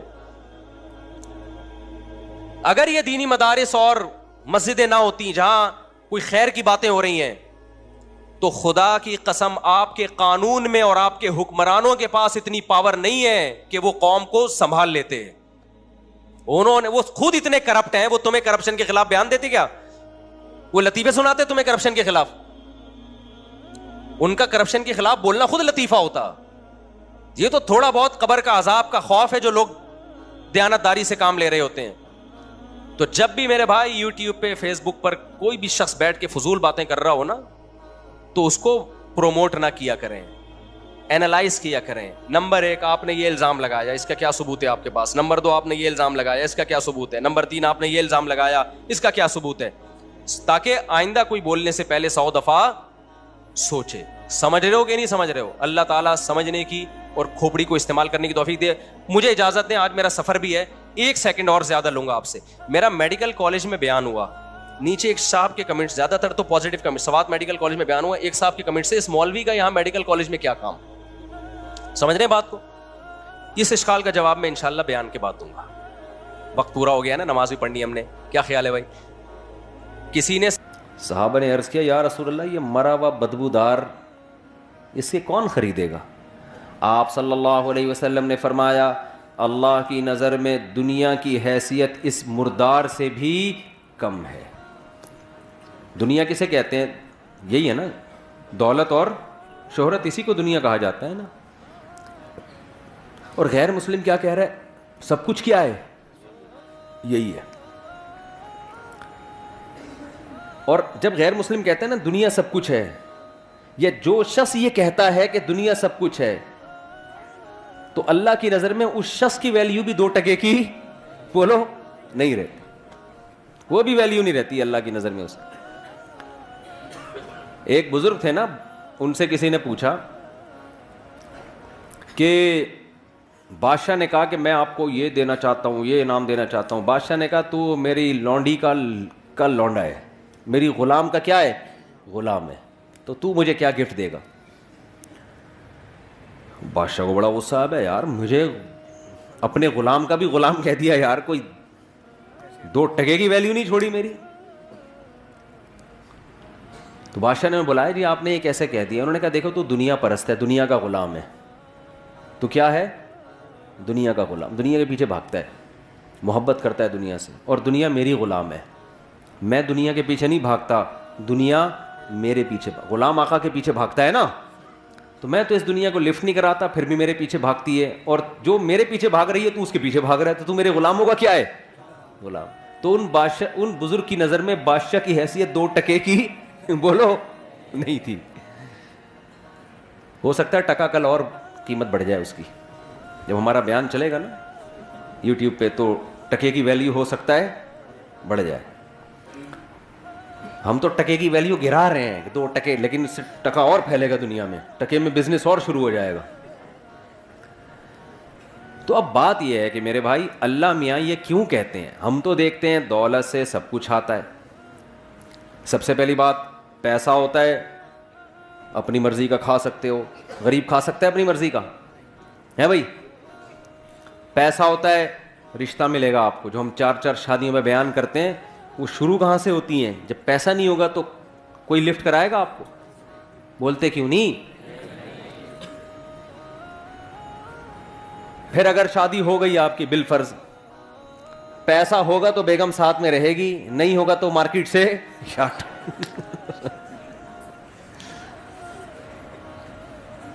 وہ میں لطیفہ سناتا ہوں نا, گرل فرینڈ, وہ بوائے فرینڈ نے گرل فرینڈ سے کہا کہ میرے پاس میرے دوست وسیم جیسا بنگلہ تو نہیں ہے دل میں جگہ دے سکتا ہوں, میرے پاس اس جیسی لینڈ کروزر تو نہیں ہے پلکوں پہ بٹھا کے گھما سکتا ہوں تمہیں, میرے پاس اس جیسی دولت تو نہیں ہے تو پتنی آنکھوں کی ٹھنڈک بنا سکتا ہوں. اس طرح پھینکے جا رہا تھا نا. پھر آخر میں کہتے اور تمہیں کیا چاہیے؟ اس نے کہا وسیم, تمہارے دوست وسیم کا نمبر چاہیے. اپنا نمبر پکڑو, اس کا نمبر چاہیے. تو سوال پیدا ہوتا ہے سارے کام اس دنیا سے ہوتے ہیں, اس پیسے سے ہوتے ہیں, تو آپ کیسی بات کر رہے ہیں کہ یہ 2 ٹکے کی اسلام کی نظر میں اس کی ویلیو نہیں ہے؟ دیکھو ان کاموں کی ویلیو نہیں ہے اسلام کی نظر میں جو اس پیسے سے ہو رہے ہیں. ان کاموں کی ویلیو ہوتی نا تو پیسے کی بھی ویلیو ہوتی. آپ کہہ سکتے ہیں یار ایک طرف آپ 4 شادیوں پہ بیان کر رہے ہو, ایک طرف کہہ رہے ہو کہ پیسے سے شادی ہوتی ہے اور شادی کی ویلیو نہیں ہے بھائی. ایک طرف آپ کہتے ہو کہ کھانا پینا فرض ہے, کھانا آتا کس سے ہے؟ پیسے سے, اور کھانے کی ویلیو نہیں ہے بھائی. کوئی بات ہوئی ہے کرنے کی؟ عجیب تضاد. اصل میں اللہ کی نظر میں نا اس دنیا ہی کی ویلیو نہیں ہے, نہ کھانے کی, نہ شادی کی, نہ بچوں کی, نہ گاڑی کی, نہ بنگلے کی. اللہ کہتا ہے میں نے جس کام کے لیے پیدا کیا ہے نا اس کو کر کے آ گئے کامیاب, اس کو کیے بغیر آ گئے کباب پراٹھے کھاؤ تم 4 شادیاں کرو تم, بچے ہوں تمہارے نہیں ہوں, مجھے اس سے غرض.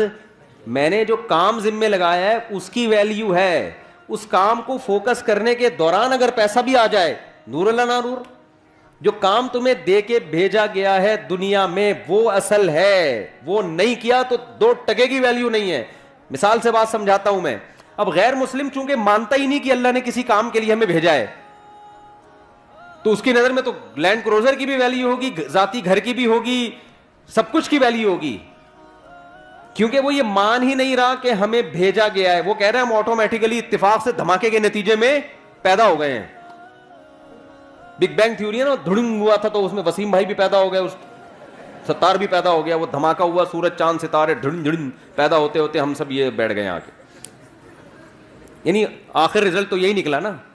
اب آپ کہیں گے نا کوئی دھماکہ تھوڑی ہوا تھا جو میں ممبر پہ آگے بیٹھا ہوں, رزلٹ تو اسی دھماکے کا ہی ہے نا یہ. تو اگر یہ سب دھماکہ پٹاخے پھوٹے تھے, اور یہ میں انکار نہیں کر رہا دھماکے کا, سائنس کا نظریہ صحیح بھی ہو سکتا ہے, بلکہ قرآن سے تو اس طرف اشارہ بھی ملتا ہے. اولم یر الذین کفروا ان السماوات والارض کانتا رتقا ففتقناہما, کہ یہ زمین آسمان بند تھے ہم نے ان کو پھاڑ دیا. فتق کہتے ہیں پھاڑنے کو, ایسے پھاڑ کے الگ کیا ہم نے ان کو. اس میں اشارہ ہے. اگرچہ اس آیت کی ایک اور تفسیر کی گئی ہے کہ بارش نہیں ہوتی تھی, بارش برسائی, لیکن اس میں یہ کہا جا سکتا ہے کہ اس زمانے میں مفسرین کے پاس کوئی دلیل نہیں تھی تو انہوں نے بارش سے تعبیر کر دی. لیکن ظاہری مطلب یہی کانتا رتقن بند تھے ففتقناہما, ہم نے ان کو کیا کر دیا, ایسے الگ کیا ان کو. تو دھماکہ تو عین ممکن ہے ہوا ہو بھائی, لیکن یہ ہوا نہیں ہے, کیا گیا ہے. شب برات کا پٹاخہ کبھی خود سے پھٹا ہے؟ بولو نا. آپ کہہ سکتے ہو ایک دن پھٹ گیا تھا خود بخود, وہ خود بخود نہیں پھٹا ہوتا, وہ ہوتا یہ ہے کہ کسی سے غلطی سے بٹن دب جاتا ہے, یا بارود رکھ کے آپ بھول گئے, وہ اتفاق سے ہل گیا. وہ اتفاق نہیں ہوتا, وہ بھی کوئی پیچھے قوت, وہ بارود بنایا گیا ہوتا ہے. اتفاق سے کچھ بھی نہیں ہوتا. اتنے بڑے بڑے کام یار ہم سب بن گئے, مرد اور عورت بن گئے, پھر ان کے ملاپ سے بچے پیدا ہو رہے ہیں, بچہ پیدا ہو کے ماں کی چھاتیوں میں دودھ آ رہا ہے, وہ دھماکے کے نتیجے میں دودھ آ رہا ہے ماں کی چھاتیوں میں. یار کروڑوں اربوں سال میں بھی ایسا نہیں ہو سکتا. بکری کا بچہ پیدا ہوتا ہے, پیدا ہوتے ہی تھنوں کی طرف لپکتا ہے, اس کے دماغ میں یہ سافٹ ویئر آٹومیٹیکلی دھماکے کے نتیجے میں انسٹال ہو گئے. بچہ پیدا ہو رہا ہے بکری کا, اسے کچھ نہیں پتا, لیکن اسے یہ پتا ہے مجھے دودھ کہاں ملے گا, یہ میری اماں ہے. مرغی انڈے دے کے اس کے اوپر بیٹھتی ہے, 21 دن تک اس کو گھماتی رہتی ہے تاکہ چاروں طرف سے ٹیمپریچر ملے. ملحد لوگ بولتے ہیں اس دھماکے کا نتیجہ ہے کہ مرغی انڈوں پہ بیٹھ رہی ہے اور اس کو اپنی چونچ سے گھما رہی ہے. ابے یار یہ سافٹ ویئر دماغوں میں انسٹال ہو رہے ہیں یار, پاگلوں والی بات ہے یا نہیں ہے؟ تو غیر مسلم یہ پاگلوں والی بات کرتا ہے. وہ کہتا ہے کہ یہ کائنات خود بخود بنی ہے یا کسی نے بنایا بھی ہے تو ہمارا ہیڈک نہیں ہے, کیوں بنایا, ایویں ہی بنا دیا بس اس نے. بھگوان نے بنا دی, اللہ نے بنا دی, گاڈ نے بنا دی, ایویں ہی بنا دی. ہمیں کوئی اس نے ہدف دے کے دنیا میں نہیں بھیجا, ویسے ہی آ گئے ہم دنیا میں. بھگوان کو اس سے کوئی غرض نہیں تم کیا کر رہے ہو, تمہیں کس مقصد کے لیے بھیجا گیا, تو یہ غیر مسلم کا کانسیپٹ ہے. اگر یہ اس کانسیپٹ کو ہم صحیح مان لینا اور میرا یہ نظریہ بن جائے, سب سے پہلے میں بیان چھوڑ کے بھاگوں گا. 1 سیکنڈ ضائع نہ کرو, پیسہ کماؤ بھائی, نوٹ چھاپو. نہیں آ رہی بات سمجھ میں؟ میں تو بھاگوں گا. ابھی تو مجھے یورپ کا ویزا بھی مل گیا ہے. میں کیا کروں گا یار, یہاں اپنا ملک, اپنا وطن, اپنی مٹی وٹی, کیا کرنا ہے مٹی کا؟ گوبر کی تو اسمیل باہر آتی ہے, اچھی لگتی ہے گوبر کی اسمیل. اپنی وطن کی جو مٹی ہے نا, اس کے گٹر بغیر ڈھکن کے بھی اچھے لگ رہے ہوتے ہیں الحمدللہ. میں تو کراچی آیا, گندگی تھی لیکن پھر بھی کچھ عجیب سی روحانیت محسوس ہو رہی تھی یار. ہم اب بغیر گٹر ڈھکن کے عادی ہو گئے ہیں. خیر, تو میں آپ سے عرض کر رہا ہوں میرے بھائی, اگر غیر مسلم کا یہ کانسیپٹ درست مان لیا جائے کہ یہ ہم خود بخود ہیں, آٹومیٹیکلی ہیں, تو پھر پیسہ ہی سب کچھ ہے. کیونکہ پھر مقصد ہی روٹی ہے, مقصد ہی عیاشی ہے, مقصد ہی مزے ہیں. تو مزے پیسوں کے بغیر, بولو نا. غریب کے کو تو پہلے زمانے میں تھوڑی حوصلہ افزائی ہو جایا کرتی تھی کہ بیٹا غربت میں صبر کرو, ثواب ملے گا. اب غریبوں کو بھی بی سے بغیرت کہنا لوگوں نے شروع کر دیا, اور کے سے آگے خود آپ کہہ لیں جو کہنا چاہتے ہیں آپ. اب تو گھر میں بھی دھکے مل رہے ہیں غریبوں کو, باہر بھی بیوی سے بھی تانے, بیویاں خلا لے لیتی ہیں کورٹ سے جا کے. اور بچے ابا کو, آج کسی بچے نے بولا میرے ابا نے کچھ بنایا ہی نہیں ہمارے لیے, مجھے اتنا غصہ آیا, کم بخت تیرے ابا نے اتنا بڑا تجھے کھلا پلا کے 6 فٹ کا کر دیا ہے بھائی, اور اب تو کیا کہہ رہے میرے ابا نے میرے لیے جائیدادیں نہیں چھوڑی. کیسی بے غیرتی کی بات ہے یار. تیرا ابا تجھے پیدا ہونے کے بعد سڑک پہ پھینک کے چلا جاتا, تیری کوئی سوسائٹی میں عزت ہوتی؟ کتنا کھلا پلا دیا, خود کمانا تو بیٹھ کے. اس پہ ہو رہا ہے کہ میرے ابا نے پراپرٹی نہیں بنائی میرے لیے. صرف فضول قسم کی باتیں ہیں یار. تو میں یہ عرض کر رہا ہوں کہ بھائی دیکھو, اگر عیاشی ہے تو پھر عیاشی ہے نا سب کچھ. تو عیاشی غریب آدمی واقعی میں نہیں کر سکتا, کر تو مالدار بھی نہیں سکتا. اصل بات تو میں آپ کو بتاؤں, یہ جو ہمیں مالداروں کی عیاشی نظر آتی ہے نا, یہ عیاشی ہے نہیں. اصل میں جب انسان کی ایک خواہش پوری ہوتی ہے, یہ میں فرض کر لیتا ہوں کہ مالدار عیاشی کرتے ہیں, فرض کر لیتا ہوں. لوگ یہی سمجھتے ہیں کہ جب پیسہ آئے گا تو عیاشی ہوگی, غربت ہوگی تو عیاشی نہیں ہوگی. حالانکہ ایسا ہے نہیں. کیوں نہیں ہے وہ میں بعد میں بتاتا ہوں, لیکن ہم فرض کر لیتے ہیں کہ عیاشی ہوتی ہے. کیوں نہیں ہوتی یہ بھی بتا دیتا ہوں. دیکھو انسان کی نیچر پتہ ہے کیا ہے؟ انسان کی نیچر یہ کہ جیسے ہی کوئی خواہش پوری ہوتی ہے نا, اس سے زیادہ کی خواہش پیدا ہو جاتی ہے. پھر اس خواہش میں مزہ نہیں آتا اس کو, پھر وہ اس کا عادی ہو جاتا ہے. کتنے لوگ باہر جاب کر رہے ہیں نا, گھر میں ڈالر میں پیسہ آ رہا ہے, میں ان سے کہتا ہوں جب آپ یہاں خوش نہیں ہو تو پاکستان آ جاؤ. کہتے ہیں اب ہمارے گھر والوں کو اس لائف اسٹائل کی عادت ہو گئی ہے, اب ہم آئیں گے تو اب ان کا اس لائف اسٹائل میں گزارا نہیں ہے جو پہلے ہوا کرتا. کیا مطلب؟ جو پہلے ان کو جس لائف اسٹائل میں مزہ آ رہا تھا, اب وہ مزہ اس میں آ رہا ہے, تو اب دونوں مزے سیم ہو گئے کہ نہیں ہو گئے؟ اب اگر ان کا لائف اسٹینڈرڈ نیچے کو گیا نا, تو وہ مزہ کم نہیں ہوگا, وہ ٹینشن شروع ہو جائے گی, حالانکہ پہلے ٹینشن نہیں ہو رہی تھی. سمجھ میں نہیں آ رہی بات؟ میرا خیال ہے پرانے زمانے کا جو عیاش تھے نا, بادشاہ لوگ جن کو سمجھا جاتا تھا بڑے عیاش ہیں, آج کا غریب ان سے زیادہ عیاشی کر رہا ہے. پرانے زمانے میں بادشاہ سلامت جب تخت پہ آ کے بیٹھتے تھے, ایک تو تخت ہوتا تھا, وہ مولٹی فارم کا گدا نہیں ہوتا تھا. کیا خیال ہے؟ آج غریب بھی لالو کھیت مارکیٹ سے 2 نمبر گدا لے کے گھر میں ڈال لیتا ہے, وہ بادشاہ سے زیادہ نرم جگہ پہ بیٹھا ہوتا ہے. اور غریبوں کے پاس تو ایسے ایسے پیکج ہے نا, کہیں سے اسپرنگ لے کے جوڑ کے گدے بنا لیتے ہیں وہ. اور پھر کیا ہوتا تھا, بادشاہ سلامت آ کے بیٹھتے تھے تو پنکھے جھل رہے ہوتے تھے لوگ بیٹھ کے نا گرمی میں. ایسے ہے کہ نہیں؟ اس زمانے میں بادشاہ کو یہ پنکھا مل جائے نا, بٹن دباؤ اور فین گھومنا شروع, وہ تو خوشی سے مر جاتا ہے یار, کیا عیاشی ہے. تو آج غریب جو عیاشی کر رہا ہے, یہ وہ عیاشی ہے جس کو بادشاہ کے زمانے میں عیاشی سمجھی جاتی تھی. کمپٹیشن کی وجہ سے غریب اس کو عیاشی سمجھ نہیں رہا ہے. وہ کہہ رہے چونکہ وسیم کے گھر میں ایئر کنڈیشن لگا ہوا ہے, میں پنکھے پہ بیٹھا ہوا ہوں تو میں غریب ہوں. ابے تو پرانے زمانے کے بادشاہ کو دیکھے گا نا, وہ پنکھے پہ بھی فٹ نہیں ہوا تھا, اس کو ہاتھ کے پنکھوں سے وہ کئی دفعہ تو سر پہ لگ جاتا تھا, بادشاہ سلامت کے سری قلم کر دیا کرتے تھے وہ. یہ گستاخی کیوں کی تم نے؟ تو پہلے زمانے میں شہد کہیں ملتا تھا بادشاہ سلامت کو کھانے کے لیے, آج دیکھو آپ غریب لوگ بھی کھا لیتے ہیں شہد. تو خیر میں جلدی سے بات کو سمیٹتا ہوں. عیاشی مالدار بھی نہیں کرتا. یہی وجہ ہے کہ مالداروں میں خودکشی کا ریشو غریبوں سے زیادہ ہے. مالداروں میں خودکشی کا ریشو غریبوں سے زیادہ. کیوں؟ غریب آدمی کو پتہ ہے میں اس سے آگے جا نہیں سکتا, وہ کمپرومائز کر لیتا ہے کہ یار اب کرائے کے گھر پہ لائف کو انجوائے کرنا ہے, W11 ہی ہمارے مقدر میں ہے, بس کسی دن W11 میں سیٹ مل جائے تو سمجھتا ہے آج میری عیاشی ہے, ورنہ اکثر پائیدان پہ کھڑا ہو کے جا رہا ہوتا ہے. وہ اس کا عادی ہو جاتا ہے, وہ کہتے ہیں بس یہی ہے میرے, اس کو چانس ہی ختم نا, ڈپریشن میں نہیں جائے گا وہ. مالدار میں یہ ہوتا ہے جب آپ کے پاس پیسہ آیا آپ کی خوراک چینج ہونا شروع, نہاری بھی کھا لی, نلی نہاری بھی کھا لی, مغز نہاری بھی, اب یار کچھ نیا ہو. پھر عیاشی شروع, لڑکیوں سے دوستیاں, شروع میں مزہ آئے گا اس کو عیاشی کا, اس کے بعد یوز ٹو ہو جائے گا ان چیزوں کا, پھر چاہے گا آگے جاؤں میں. آپ دیکھو یورپ امریکہ میں کتنی عیاشی ہے, زنا اتنا سستا ہے کہ میں اور آپ تصور نہیں کر سکتے. میں یورپ میں ایک جگہ تھا, کسی نے بتایا کہ یہاں ایسے ایسے مقامات ہیں, اب مجھے ڈر بھی لگتا ہے کہ لوگ چلے نہ جائیں کہ یار ہمیں تو یہ تو پتہ ہی نہیں تھا. مجھے بھی ڈر لگتا ہے کہ یار تو آپ نے یہ تو ابھی تک ہمیں پتہ ہی نہیں تھا. یعنی اتنا سستا زنا ہو گیا کہ بعض جگہ پہ لڑکی بھاگ رہی ہوتی ہے مرد کے پیچھے, مرد لفٹ نہیں کرا رہا ہوتا اس کو. میں نے کہا ہمارے محلے میں یا ہمارے علاقوں میں کہیں پتہ چل جائے کہ لڑکی خود چاہتی ہے تو آدھا محلہ جو ہے نا وہیں جا کے کھڑا ہو جائے گا. اتنے ٹھرکی ہیں, آپ لوگ کے علاوہ کی بات کر رہا ہوں میں. وہاں مرد لفٹ نہیں کرا رہا, کیا مطلب؟ اس میں تقویٰ آ گیا ہے, للہیت. تقویٰ نہیں, دل بھر گیا ہے کہ یار اب کچھ آگے کی سوچو. سمجھ رہے ہو کہ نہیں سمجھ رہے؟ اب کچھ اور کرو یار. تبھی تو ہومو سیکشولیٹی آ رہی ہے, لڑکوں سے بدفعلی, پتہ نہیں کیا کیا گند ہے, وہ تو بیان کرنے کے قابل نہیں ہے, بیان کرنے کے قابل نہیں ہے. آگے سے آگے جاؤ بس. اور پھر رزلٹ یہ کہ جب سارے پیسے کے ساری عیاشی ختم, اب کیا کریں؟ اب ڈپریشن شروع, اور پھر ڈپریشن کی گولیوں پہ سیٹ ہو جاتے ہیں.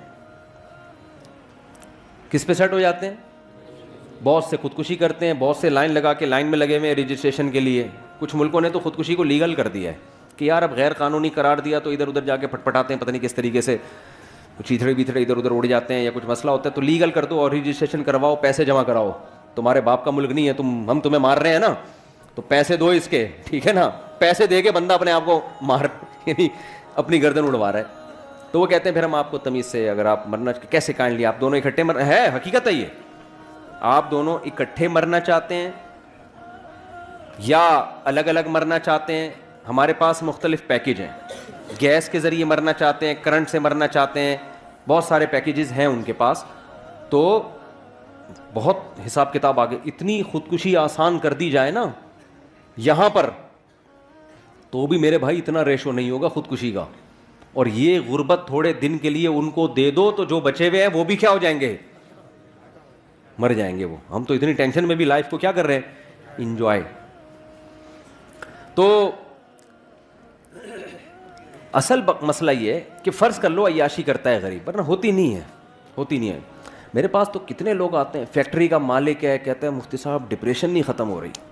میں کہتا ہوں یار تیرے کو ڈپریشن ہے کس چیز کی؟ اور داڑھی والے, پگڑیوں والے, یا تو ہوتا ہے نا بے دین, تو آدمی کہتا ہے تم دین پہ نہیں چلتے, پگڑی بھی ہے, داڑھی بھی ہے, فیکٹری کا مالک ہے, مفتی صاحب ٹینشن ہے یار.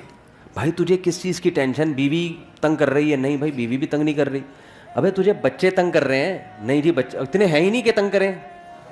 مالداروں کے تو ایک دو ہوتے ہیں, انہیں کیا تنگ کریں گے یار. ہم لوگ کے ہول سیل کے حساب سے کچھ تنگ کریں تو سمجھ میں بھی آئے یار, ہے بھائی. لوگ کہتے ہیں نا مولویوں کے بچے بہت ہوتے ہیں. تو ایک آدھ ہوتے ہیں کہ نہیں جی بچے بھی تنگ نہیں کر رہے, تو مہنگائی سے پریشان ہو, حضرت میری فیکٹری ہے, مجھے مہنگائی پہ میرے پہ کیا اثر پڑا. تو کیوں پریشان ہے؟ کہہ رہے یہی تو نہیں سمجھ میں آ رہا پریشان کیوں ہوں میں. تو ان سے پتہ ہے کیا کہتا ہوں میں؟ کہتا ہوں اصل میں آپ نے نا اس فیکٹری سے دل لگا لیا ہے, اس دنیا کو آپ نے کیا کر دیا ہے. آپ دیندار, گیٹ اپ ہے آپ کا دینداروں والا, آپ دیندار ہو نہیں. دنیا کے گٹر دل کے اندر ابل رہے ہیں, محبت ہے دنیا سے.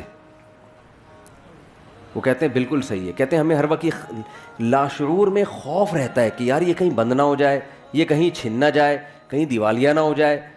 ایک لاشعور میں کیا ہے ایک بندہ میرے پاس آیا, کہنے لگا مفتی صاحب پتہ نہیں لاشعوری طور پر ایک ٹینشن ہوتی رہتی ہے جو سمجھ میں بھی نہیں آ رہی. صحیح ہے نا, ایک خوف ہے. میں نے کہا یہ خوف اس لیے ہے کہ جس چیز سے انسان کو عشق ہو جاتا ہے نا, عشق کی علامت یہ ہے کہ اس کے چھننے کا ایک خوف سوار ہوتا ہے انسان پر. یہ بھی عشق کی ایک علامت ہوتی ہے. ہر وقت ڈر لاشعور میں, کہ تبھی اس کو منانے کی فکر میں لگا رہتا ہے نا. دیکھو لڑائیاں وہیں ہوتی ہیں جہاں محبتیں ہوتی ہیں عام طور پہ.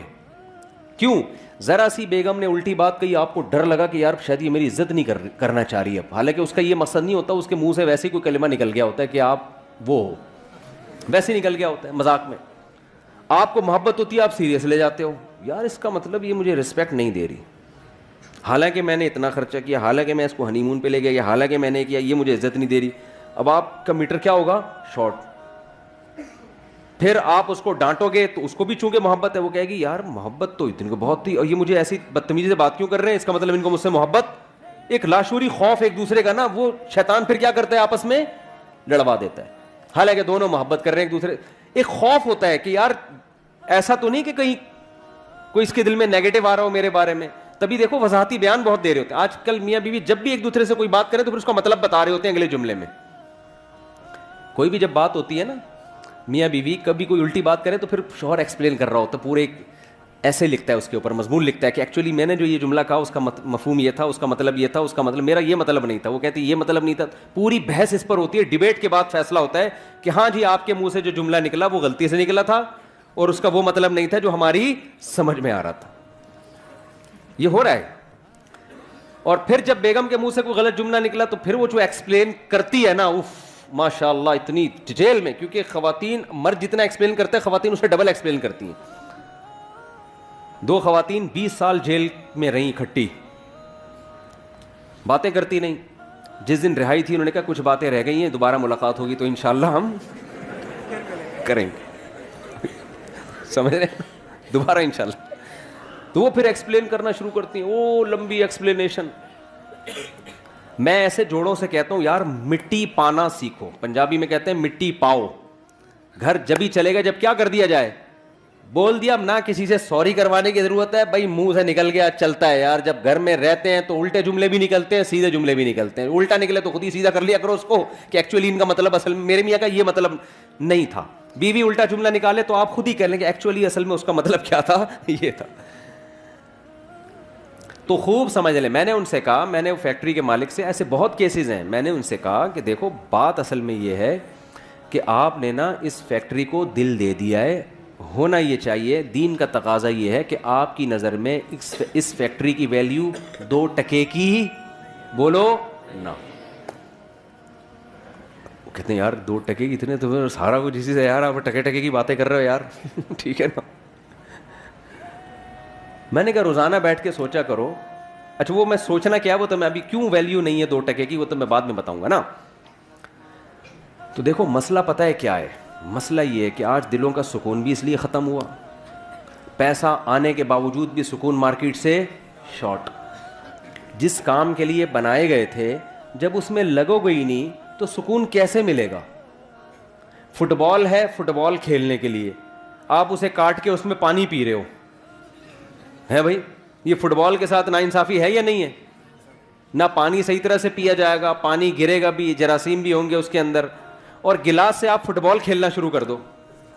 گلاس جس کا کام تھا پانی ڈال کے پیا کرو, کمپنی نے بنایا اس لیے, آپ نے اس سے کیا کھیلنا شروع کر دیا, فٹ بال. تو دنیا کہے گی نا ابے تیرے پاؤں بھی زخمی ہوں گے اور یہ ٹوٹے گا بھی, تجھے نیا گلاس خریدنا پڑے گا. 20 قسم کے مسائل کھڑے ہو جائیں گے. دنیا میں اصول ہے کہ جس کو جس کام کے لیے بنایا گیا ہو, بنانے والا اگر عقل مند ہے, بنانے والا بے وقوف ہے, بنانا کس کے لیے تھا, بنا کسی اور کام کے لیے دیا, وہ تو پھر الگ بات ہے نا. فٹ بال کمپنی کوئی بے وقوف تھی, اس نے ایسی چیز بنا دی جو فٹ بال کے میں استعمال ہی نہیں ہو سکتی, وہ تو پھر کمپنی کا قصور ہے نا. بنانے والا اگر عقل مند ہو, اس نے کسی چیز کو کسی چیز کے لیے بنایا تو وہ چیز اس کے علاوہ جب کسی اور کام میں استعمال ہوگی تو ڈسٹربنس ہوگی کہ نہیں ہوگی, مسائل کھڑے ہوں گے کہ نہیں ہوں گے کھڑے, بہت بڑے بڑے مسائل کھڑے ہو جائیں گے اس سے. سب سے پہلے تو انسان کی نیچر متاثر ہوگی, آپ کا دماغ متاثر ہوگا. اللہ تعالیٰ نے ہمیں پیدا کیا نا, ہمیں بتا دیا کس سے کتنی محبت کرنی ہے اور کتنی محبت کی تمہیں اجازت نہیں ہے, یہ اللہ نے بتا دیا ہے. اگر اللہ کی گائیڈنس کے بغیر ہم چیزوں سے محبتیں کرنا شروع کر دیں تو جیسے بچہ ماں باپ کی گائیڈنس کے بغیر چیزوں سے محبتیں کرنا شروع کر دے تو برباد ہو جاتا ہے. ماں باپ بتاتے ہیں بیٹا یہ شہد ہے یہ کھانے کی چیز ہے, یہ چاکلیٹ ہے یہ کھانے کی چیز ہے, یہ پراٹھا ہے یہ کھانے کی چیز ہے, یہ سموسا ہے یہ کھانے کی چیز ہے, یہ چرس ہے یہ کھانے کی چیز نہیں ہے, یہ ہیروئن ہے یہ کھانے کی چیز نہیں ہے, یہ زہر ہے یہ کھانے کی چیز نہیں ہے. یہ سکھاتے ہیں کہ نہیں سکھاتے؟ حالانکہ دل تو بچے کا کرتا ہے یار تھوڑا چرس بھی چکھ کے دیکھ لو, کرتا ہے کہ نہیں کرتا؟ پھر اگر چاکلیٹیں زیادہ کھانا شروع کر دے تو پھر ماں باپ بتاتے ہیں بیٹا ڈاکٹر صاحب نے کہا ہے تمہارے پیٹ میں جو اتنے کیڑے ہیں نا, جو اصل میں تمہارے ابا کے تھے, تو تمہارے جو پیٹ میں اتنے کیڑے ہیں وہ چاکلیٹیں زیادہ کھانے کی وجہ سے ہیں. اب چاکلیٹ سے محبت نہیں کرو, وہ پھر بھی کہہ رہا نہیں میں کھاؤں گا, تو مر جائے گا نا ایک دن.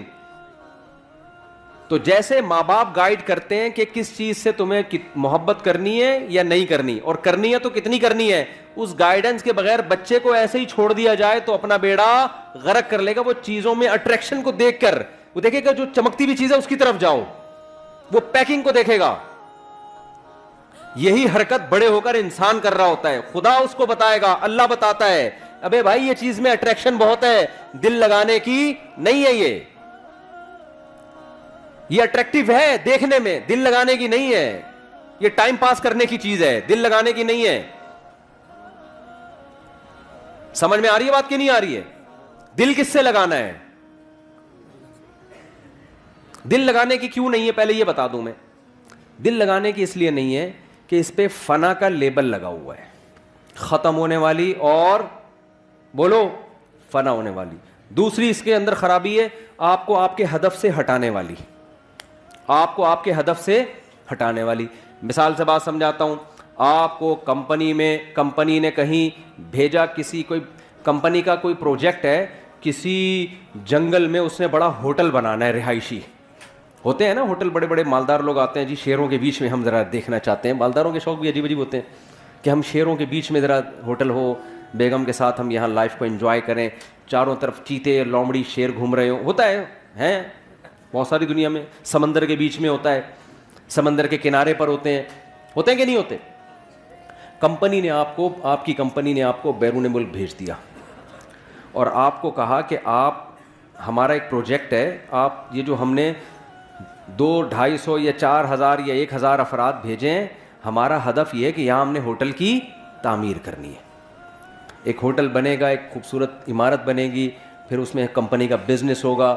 تو آپ کو پروجیکٹ دیا, آپ کے پیسے بھی متعین کر دیے کہ بھئی یہ پروجیکٹ میں کچھ پیسے ایڈوانس لے لو, اور جب یہ کمپلیٹ ہو جائے گا تو آپ کو 1-1 کروڑ روپے بولو نا پکڑا دیے جائیں. سمجھ میں آ رہی ہے بات کہ نہیں آ رہی؟ پھر کمپنی نے جب آپ کو بھیجا تو کمپنی کو پتا تھا یہ انسان ہے, یہ بھوکے پیاسے نہیں رہ سکتے, تو کمپنی نے وہاں کیا کیا کہ آپ کو کچھ پیسے دیے, بھئی یہ وہاں سموسے کا انتظام بھی ہوگا, ڈاکٹر کا انتظام بھی ہوگا, سوئمنگ پول بھی ہوگا, تھک جاتا ہے انسان, جاگنگ کا انتظام بھی ہوگا, ایک جم بھی بنا ہوا ہوگا, کیونکہ لمبا پروجیکٹ ہے 4-5 سال کا. تو یہ ساری لوازمات, اور جو ہے کنوارے چھڑے چھاٹ ہیں ان کی شادی کا بھی, اگر انسان کے بچے ہوں گے وہ ان کی شادی کا بھی انتظام ہو جائے گا, اور جو میرڈ ہیں وہ اپنی بیگم کو بھی وہاں لے جا سکتے ہیں. تو یہ سارے لوازمات کے ساتھ آپ کو وہاں بھیجا گیا. آپ نے کیا کیا, آپ نے کہا یہاں تو سموسے کا بھی انتظام ہے. بھائی آپ کو سموسے بہت پسند تھے, آپ سموسے کھانے کے لیے سارا دن سموسے کی کینٹین پہ بیٹھے رہتے ہیں آپ. مینیجر آتا ہے, یار تو انجینئر ہے, تیرا کام ہے نقشہ بنانا, تو نقشہ تو بنانا, ایک لکیر ہی اب تک تو نے کھینچی. آپ کہہ رہے ہم بھیجے نہیں گئے, ہم یہاں سے دریافت ہوئے دھماکے کے نتیجے میں. 1 کروڑوں سال میں ایک میں وجود میں آیا ہوں, تو مجھے چونکہ لائف کو انجوائے کرنا ہے تو میں یہاں بیٹھ کے کیا کھاؤں گا, سموسے کھاؤں گا. پھر جناب گول گپے والا گزرا, پھر گول گپے پہ دل آ گیا آپ کا. پھر آپ نے سوچا یار پراپرٹی خریدنی چاہیے, یہاں پہ بڑی اچھی جگہ ہے, یہاں ہوٹل بھی بن رہا ہے اڑوس پڑوس میں, تو پراپرٹی کے لیے پیسہ چاہیے. تو آپ نے کیا کیا, اس کنٹری میں ٹیکسی چلانا شروع کر دی پیسے کمانے کے لیے, تاکہ میں کیا خریدوں یہاں پہ, بولو نا, پراپرٹی خریدوں. یہ سارے کام آپ کر رہے ہو, آپ کی ایک دفعہ شکایت گئی, 2 دفعہ شکایت گئی, بھائی بندے کو جس کام کے لیے بھیجا تھا, ویزا لگوایا تھا, یہ کمپنی نے لگایا تھا, تمہیں اپنے ویزے پہ تھوڑی تم اس جگہ آ سکتے تھے. کمپنی کی طرف سے 1 لیٹر آیا, 2 لیٹر آیا, 3 لیٹر آیا. کمپنی نے کہا بندہ یار بڑا قابل ہے, ہمیں یہ بندے کی ضرورت ہے, اس لیے کمپنی نے پھر بندے بھیجنا شروع کر دیے. وسیم بھائی کو بھیجا, جا کے اس کمبخت کو سمجھاؤ, سموسے تو کھا, تیرے کو ہم منع نہیں کر رہے, تو جس کام کے لیے آیا اصل فوکس اس کو کر, بعد میں اتنا پیسہ ملے گا اپنی سموسے کی دکان کھول لینا تو بیٹھ کے. اور پراپرٹی کیا, تو ایک ابھی ٹیکسی چلا کے ایک پراپرٹی, اتنا پیسہ ہم تجھے دیں گے, بحریہ ٹاؤن آدھا تیرے نام کر دیں گے ہم. تو کام کو تو فوکس کرنا. کمپنی نے ایک بندہ بھیجا, دوسرا بندہ بھیجا, اب بندے آ کے اس کو سمجھا رہے ہیں, ان بندوں کا کوئی مفاد بھی نہیں ہے, کمپنی اپنا خرچہ کر کے بھیج رہی ہے, جہاز کا ٹکٹ, ریٹرن ٹکٹ دے کے کہ یار اس بندے کو جا کے سمجھاؤ, اس کا بیڑا غرق ہو جائے گا, ہمارا پیسہ اس پہ لگا اتنا, یہ اپنا کام کر کے نہیں آیا نا, اس کو جیل میں ڈالیں گے ہم. اس سے ایگریمنٹ ہوا ہے ہمارا, معاہدہ ہوا ہے اس سے ہمارا, اور ہم نے اس معاہدے کی بیس پہ اس پہ انویسٹمنٹ کی ہے, اس کو ہائر کیا ہم نے. اب ایک بندہ آیا سمجھانے کے لیے, آپ کہہ رہے تیرے پاس کیا دلیل ہے کہ تجھے کمپنی نے بھیجا ہے؟ وہ کہے گا تو اس کو چھوڑ, میں بات صحیح کر رہا ہوں غلط کر رہا ہوں. آپ کہیں بات کو چھوڑ, تیرے پاس کیا دلیل ہے؟ وہ کارڈ دکھا رہا ہے, وہ جہاز کا ٹکٹ دکھا رہا ہے, آپ کہہ رہے میں تجھے مانتا ہی نہیں, جا, میں مانتا ہی. یہ مولویوں کی باتیں ہیں. یہ کس کی باتیں ہیں؟ یہ اصل میں دنیا کے مزے, یہ ہمیں سموسے نہیں کھانے دے رہے, اصل مسئلہ یہ ہے. یہ ہمیں پکوڑے نہیں کھانے دے رہے, یہ اصل میں لائف کو انجوائے نہیں کرنے دے رہے. پھر دوسرا کمپنی نے بندہ ہائر کیا, اس کو بھیجا, یار جا کے اچھا بھلا آدمی ہے, سمجھا یار, پتہ نہیں اس کا دماغ کھسک گیا ہے, کیا ہو گیا اس کو. اب جو اس کو سمجھانے کے لیے آ رہا ہے, بجائے اس کے کہ مانے, یہ الٹا اس کو کہہ رہا ہے تیرا دماغ کھسک گیا ہے, تو پاگل ہو گیا, مجھے سموسے نہیں کھانے دے رہا, تو مجھے پلاٹ نہیں خریدنے دے رہا, تو مجھے پیسے نہیں کمانے دے رہا. تو لوگ کیا کہیں گے؟ بھائی ہمارا کام تھا بتانا. اصل میں تو چونکہ بھیجا گیا ہے, اور یہ ویزے جو ملا ہے نا, یہ کمپنی جب تیری کمپلین ایمبیسی میں کرے گی, تیرا ویزا ختم, اور اسی وقت تجھے ڈیپورٹ کر دیا جائے گا. تیری ساری پراپرٹی, تیرے سارے پلاٹ, تیرے سارے پکوڑے اور تیرے سارے گول گپے اور سموسے دھرے کے درے رہ جائیں گے. اور کمپنی نے لاسٹ وارننگ دی ہے, اس کے بعد بھی اگر تو انسان کا بچہ نہیں بنا, تو نے اپنے کام کو فوکس نہیں کیا, تو تجھے واپس بلا کے جیل میں ڈال دیں گے ہم, کیونکہ تو آیا نہیں ہے, تجھے بھیجا گیا ہے, تیرے اوپر تیرا کنٹرول نہیں ہے. پھر بندہ آیا اگلا, اس نے آخری وارننگ کمپنی نے دی, تو بندہ آخر میں آ کے کہتا ہے, اس کو اب سمجھا رہا ہے, دیکھ بھائی تو انسان کا بچہ بن جا, تو چھوڑ دے یہ سموسے کھا, ہم تجھے منع نہیں کر رہے, لیکن فوکس کس کو کر, تو اس پروجیکٹ کو فوکس کر, اس پہ تجھے بہت پیسہ ملے گا, عزت بھی ملے گی. تو پھر جواب میں کہتے ہیں, ابے بھائی ایسے بھی میں ٹیکسی چلا رہا ہوں, اتنا پیسہ, اتنے سموسے, میں ابھی پلاٹ خریدوں گا. تو کیا کہے گا؟ ابے بھائی میری نظر میں اس پلاٹ اور اس پروجیکٹ جو تو کام کر رہا ہے نا, اس کی ویلیو 2 ٹکے کی بولو نہیں ہے. اب جیسے ہی 2 ٹکے کا لفظ بولا, فوراً کمنٹس آنا شروع ہوا, بھائی کیوں 2 ٹکے کی نہیں ہے یار, میں پراپرٹی خرید رہا ہوں, کروڑوں روپے کی پراپرٹی ہے, سموسا کھا کے دیکھ مزہ نہ آئے, پیسے واپس. 2 ٹکے کی, ایک سموسا 4 ٹکے کا ہے, تو کہہ رہا 2 ٹکے کا نہیں ہے. تو جواب میں کیا کہے گا؟ بیٹا جب کمپنی کا آرڈر آئے گا نا کہ چل بے واپس آ جا, تو تجھے پتا چلے گا کہ جہاں تو نے انویسٹمنٹ کی ہے نا, وہ جگہ تیری بولو نا ہے نہیں. تیری جگہ وہ ہے جہاں سے کمپنی نے تجھے بھیجا ہے, اس ملک کا باشندہ, اور وہاں تیرا ٹھکانہ. ابھی پولیس والے تجھے ایئرپورٹ پہ اریسٹ کرنے کے لیے کھڑے ہوئے ہیں, یہاں تو بنا لے بحریہ ٹاؤن.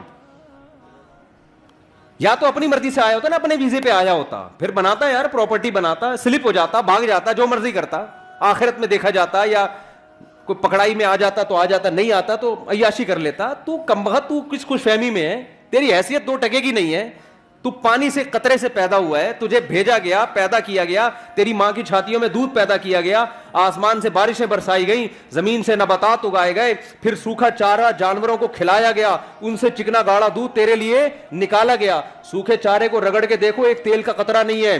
وہ جب گائے کھاتی ہے, کیسا چکنا گاڑا دودھ اس میں سے پیدا ہوتا ہے. ان لکم فی الانعام لعبرہ نسقیکم مما فی بطونہ من بین فرث ودم لبنا خالصا سائغا للشاربین. قرآن کہتا ہے ہم سوکھا چارہ انسان کے لیے جانوروں کو کھلاتے ہیں, اس چارے کو جاپان کے سائنسدانوں کے پاس لے جاؤ کہ اس میں تیل کا ایک قطرہ نکال کے دکھاؤ, سائنسدان کہے گا سوکھی گھاس میں سے چکنائی نہیں نکلتی, تبھی کولیسٹرول کے مریضوں کو سبزیاں کھلائی جاتی ہیں, اس میں چکنائی نہیں ہوتی. اللہ کہتے ہیں انسان تجھے میں نے دنیا میں بھیجا, تو دھماکے کے نتیجے میں وجود میں نہیں آیا, منی کا قطرہ غلیظ قطرہ تھا, تجھے میں نے عزت دی. فجعلہ نسبا وصہرا, جب پیدا ہوا ددیال نے بھی خوشی منائی, ننیال نے بھی خوشی منائی, پھر جب بالغ ہوا ایک اور خاندان لگا دیا جس کو سسرال کہا جاتا ہے. ان 3 خاندانوں میں تیری عزت دی, اتنا پروٹوکول میں نے تجھے دیا. جیسے ایئرپورٹ پہ گئے ہو نا, لوگ ریسیو کرنے کے لیے آئے ہوئے ہوں, آپ کو کمپنی نے بھیجا, وہاں عزت ہو رہی ہے, اور آپ وہاں جا کے کس میں لگ گئے, گولے گنڈے کھانے میں لگ گئے آپ. ایسا پروٹوکول اللہ نے انسان کو دیا. پیدا ہوا, آسمان سے بارشیں, الم نجعل لہ عینین, دیکھنے کے لیے 2 آنکھیں دی اللہ نے, ولسانا وشفتین, زبان دی, ہونٹ دیے, کیسی خوبصورت باڈی انسان کی بنائی گئی. لقد خلقنا الانسان فی احسن تقویم, بہترین خوبصورت انداز سے پیدا کیا. وسخر لکم ما فی السماوات وما فی الارض, کمپنی نے تو آپ کو صرف سموسوں کی دکان کھول کے دے دی تھی, 2-4 ڈاکٹر بٹھا دیے. اللہ کہتے ہیں جب میں نے انسان کو دنیا میں بھیجا, جو کچھ آسمانوں میں, جو کچھ زمین میں, سب کا سب تیری خدمت میں لگا دیا میں نے. ساری کائنات تیری خدمت کرے گی. سورج تیری خدمت کرے گا, مشرق سے نکلے گا مغرب میں غروب ہوگا. چاند تیری خدمت کرے گا, ستارے تیری خدمت کریں گے, جنگل کے جانور تیری خدمت کریں گے. تو جب گوشت کھانا چاہے گا لاکھوں کروڑوں بکروں کو ذبح کر دے گا, ان سے زندگی کا حق چھینے گا. تو جب چاہے گا سمندر سے لاکھوں ٹن کروڑوں ٹن مچھلیاں سے زندگی کا حق چھینے گا. آپ فشری میں جا کے دیکھو, کراچی کے ساحل پر روزانہ سمندر انسان کو ایسے رز نکال کے پھینک رہا ہے, لے جا بھائی لے جا بھائی, مچھلیاں نکل رہی ہیں, انسان دبا کے لانچوں سے مچھلیاں نکال رہا ہے. مچھلی زندہ چیز ہے, اس سے زندگی کا حق انسان چھینتا ہے اپنے زبان کے چٹخاروں کے لیے. خدا نے کہا چھین لو اس سے حق. کیوں؟ میں نے کس کے لیے پیدا کیا؟ تمہارے لیے پیدا کیا. آپ اس سے نکالتے ہو, تجارت بھی کرتے ہو, بزنس بھی کرتے ہو, ساری فیسلٹیز حاصل کرتے ہو. اربوں کھربوں مرغیاں روزانہ ان کی گردنیں کٹتی ہیں, ان سے زندگی کا حق چھینا جاتا ہے تاکہ ان کا گوشت انسان کی خوراک کا حصہ بنے. لاکھوں کروڑوں بچھڑے ذبح ہوتے ہیں ڈیلی بیسس پر, جس کا گوشت انسان کی خوراک کا حصہ بنتا ہے. پوری کائنات انسان کی خدمت میں لگا دی اللہ نے. پھر اللہ کہتے ہیں میں نے تیرے لیے ایک اور کام کیا, تجھے یا تو مرد بنایا یا عورت بنایا, تاکہ مرد ہو تو عورت کی طرف رغبت, عورت ہو تو مرد کی طرف رغبت, تاکہ دونوں کا ملاپ سے دونوں کو ذہنی سکون ملے اور پھر تجھے اولاد ملے, تیرا خاندان آباد ہو. یہ نعمت بھی میں نے تیرے اوپر کی. آپ نے کیا کیا؟ غیر مسلم نے کیا کیا؟ اس نے بولا یار ساری کائنات میری خدمت کر رہی ہے, آسمان سے بارشیں برس رہی ہیں. پھر فالق الحب والنوا, اللہ کہتے ہیں یہ زمین تجھے ایسے روزی دے گی, تو ایک آم کی گٹلی زمین میں ڈالے گا نا, میں نے تیری خدمت کے لیے ایسے سافٹ ویئر اس میں انسٹال کر دیے, اس گٹلی سے ایک پودا نکلے گا, پھر وہ پودا بڑا ہوگا, پھر تناور درخت بنے گا, پھر اس درخت کے پھول آئیں گے, ان پھولوں پہ سینکڑوں اسی طرح کے آم پیدا ہو جائیں گے, اور ہر آم کے اندر ایسی گٹلی ہوگی. ایک گٹلی دے کے تجھے زمین پہ بھیج رہا ہوں, یہ اگاتا جا اور کھاتا جا. لیکن کرنا کس چیز کو؟ یہ ساری نعمتیں تیرے لیے مسخر ہیں, تو کسی اور کام کے لیے بنا ہے. انہی میں پڑھ کے خدا کو بھول مت جانا, تو کسی اور کام کے لیے بنا ہے. وہ کام کیا ہے؟ وما خلقت الجن والانس الا لیعبدون, تو نے مجھے راضی کر کے آنا ہے. یہ پروجیکٹ میں نے تجھے دیا ہے, میری عبادت کرنی ہے, مجھے خوش کرنا ہے. تیرا اصل کام یہ اس دنیا سے تو نے دل نہیں لگانا, انہی عام اور انہی سموسوں پکوڑوں میں الجھنا نہیں ہے تو نے, کہ بحریہ ٹاؤن میں میرا پلاٹ اور احسان آباد میں میرا پلاٹ اور فلانے جگہ میرا پلاٹ اور میری گاڑی ہے. تو بے وقوف اور پرلے درجے کے احمق لوگوں کا کام ہے کہ جو چیز آپ کے لیے مسخر کی گئی تھی, جو لونڈی تھی آپ کی, جو غلام تھی, آپ اسی کو دل بیٹھے, وہ تو آپ کی خدمت کے لیے. اس کو غلام بنا کے رکھو, اس کو اپنا باپ بنانے کی کوشش مت کرو. نہیں آ رہی میرا خیال ہے بات سمجھ میں؟ تو بتاؤ, کمپنی نے جب بھیجا تو اس نے کہا بھائی تجھے ہم نے بھیجا ہے, تو خود تھوڑی آیا ہے. اب کوئی عقل مند جا کے اس کو سمجھا رہا ہے ابے اس پلاٹ کی 2 ٹکے کی ویلیو نہیں ہے, کام کو فوکس کر. وہ کہہ رہے دیکھو کروڑوں روپے کے پلاٹ کو کیا کہہ رہا ہے, 2 ٹکے کا نہیں, اور جواب میں کہہ رہا تو نکالنا 2 ٹکے ملتا ہے دیکھتا ہوں. تو عقل مند کیا کہے گا؟ بیٹا جب تجھے واپس بلائیں گے نا, اور جب یہ چیزیں تجھ سے چھینی جائیں گی, پھر تجھے پتا چلے گا کہ یہ واقعی 2 ٹکے کی بولو نہیں ہے, بلکہ ٹکا 2 ٹکے کا نہیں ہے. تجھے یہ بھی انداز ہو, ٹکے لے کر آیا تھا, وہ 2 ٹکے کے نہیں ہے. کیا کریں یار, پولیس بلواؤ بھائی. بات سمجھ میں نہیں آ رہی کہ پولیس کا کیس ہے سیدھا سیدھا, پولیس ہی سمجھائے گی, میں آپ کو بتاؤں, یا پھر موت سمجھائے گی. اب پولیس کو کون سمجھائے گا یہ بھی ایک نیا مسئلہ ہے. پولیس تو جب ہی سمجھائے گی نا, پولیس کی خود بھی سمجھ میں آئے گا. تو خدا کی قسم لا الہ الا اللہ, دنیا میں اس سے بڑا احمق, اس سے بڑا بے وقوف, اس سے بڑا پرلے درجے کا گدھا کوئی نہیں ہے جو یہ کہتا ہے کہ اس دنیا کی ویلیو میری نظر میں 2 ٹکے سے زیادہ ہے. جو چیز چھننے والی ہے, جو تم سے لے لی جائے گی اور کفن پہنا کے بغیر جیب کے تمہیں قبر کے گڑھے میں ڈال دیا جائے گا, ابے چھننے والی چیزوں کو کون دل دیتا ہے میرے بھائی؟ ٹائم پاس کرو, سمجھ رہے ہو؟ ٹائم پاس کرنے کے لیے ٹھیک ہے, بحریہ ٹاؤن میں 8-10 پلاٹ ہو گئے, پیسہ ہے, ٹھیک ہے, ٹائم اچھا پاس ہو جائے گا. W11 میں سفر ہوتا ہے, پیسہ ہے تو لینڈ کروزر میں چلے جاؤ, ٹائم کیسا ہو جائے گا؟ دل ول تھوڑی دینا ہے. کیا کریں یار, دل تھوڑی دینا ہے بے فضول قسم کی چیزوں کا یار. جنازے نہیں اٹھتے ہوئے دیکھے, 35 سال کا آدمی مر رہا ہے, 40 سال کا بندہ مر رہا ہے, 45 سال کا مر رہا ہے, 50 سال کا مر رہا ہے, 55 سال کا مر رہا ہے, 60 سال کا, بہت بچ جائے گا, 80 سال میں مر جائے گا. کتنے دن رہ گئے 80 سال میں؟ آپ کہو گے بھی تو 40-50 سال ہے. میں بھائی ایسے ٹھک ٹھک ٹھک کر کے ٹائم گزرتا ہے ایسے. کچھ دنوں بعد بولے گے یار پتہ نہیں یہ ہوا کیا, 80 کے کب ہوئے یار, 80 کے کب ہوئے. اور یہ بھی خوش قسمت ہیں جو ہوں گے 80 کے, ورنہ میرے بھائی 30 سال 35 سال. ابھی یہ کینسر کی اسپیشلسٹ 35 سال کی, خود کینسر کی اسپیشلسٹ, پتا چلا کہ جی خود کو کینسر ہو گیا اور آخری اسٹیج پہ. تو یہ تو ہے, یہ گوروں کے ساتھ بھی ہو رہا ہے,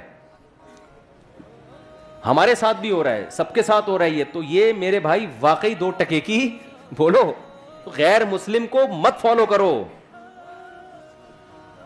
وہ دنیا سے محبت کرتا ہے, وہ سمجھتا ہے دنیا ہی سب کچھ ہے. میں جب بھی بیان کرتا ہوں کہ ذاتی گھر کوئی ضروری نہیں ہے, اتنے نیگیٹو کمنٹس آتے ہیں, یہ مولوی لوگوں کو غلط گائیڈ کر رہے ہیں, کرائے کے گھر پہ بھی ٹھیک ہے, ذاتی گھر کی ادھر. وہ ذاتی اپنا ہوتا ہے بھائی, اپنا کیا ہوتا ہے؟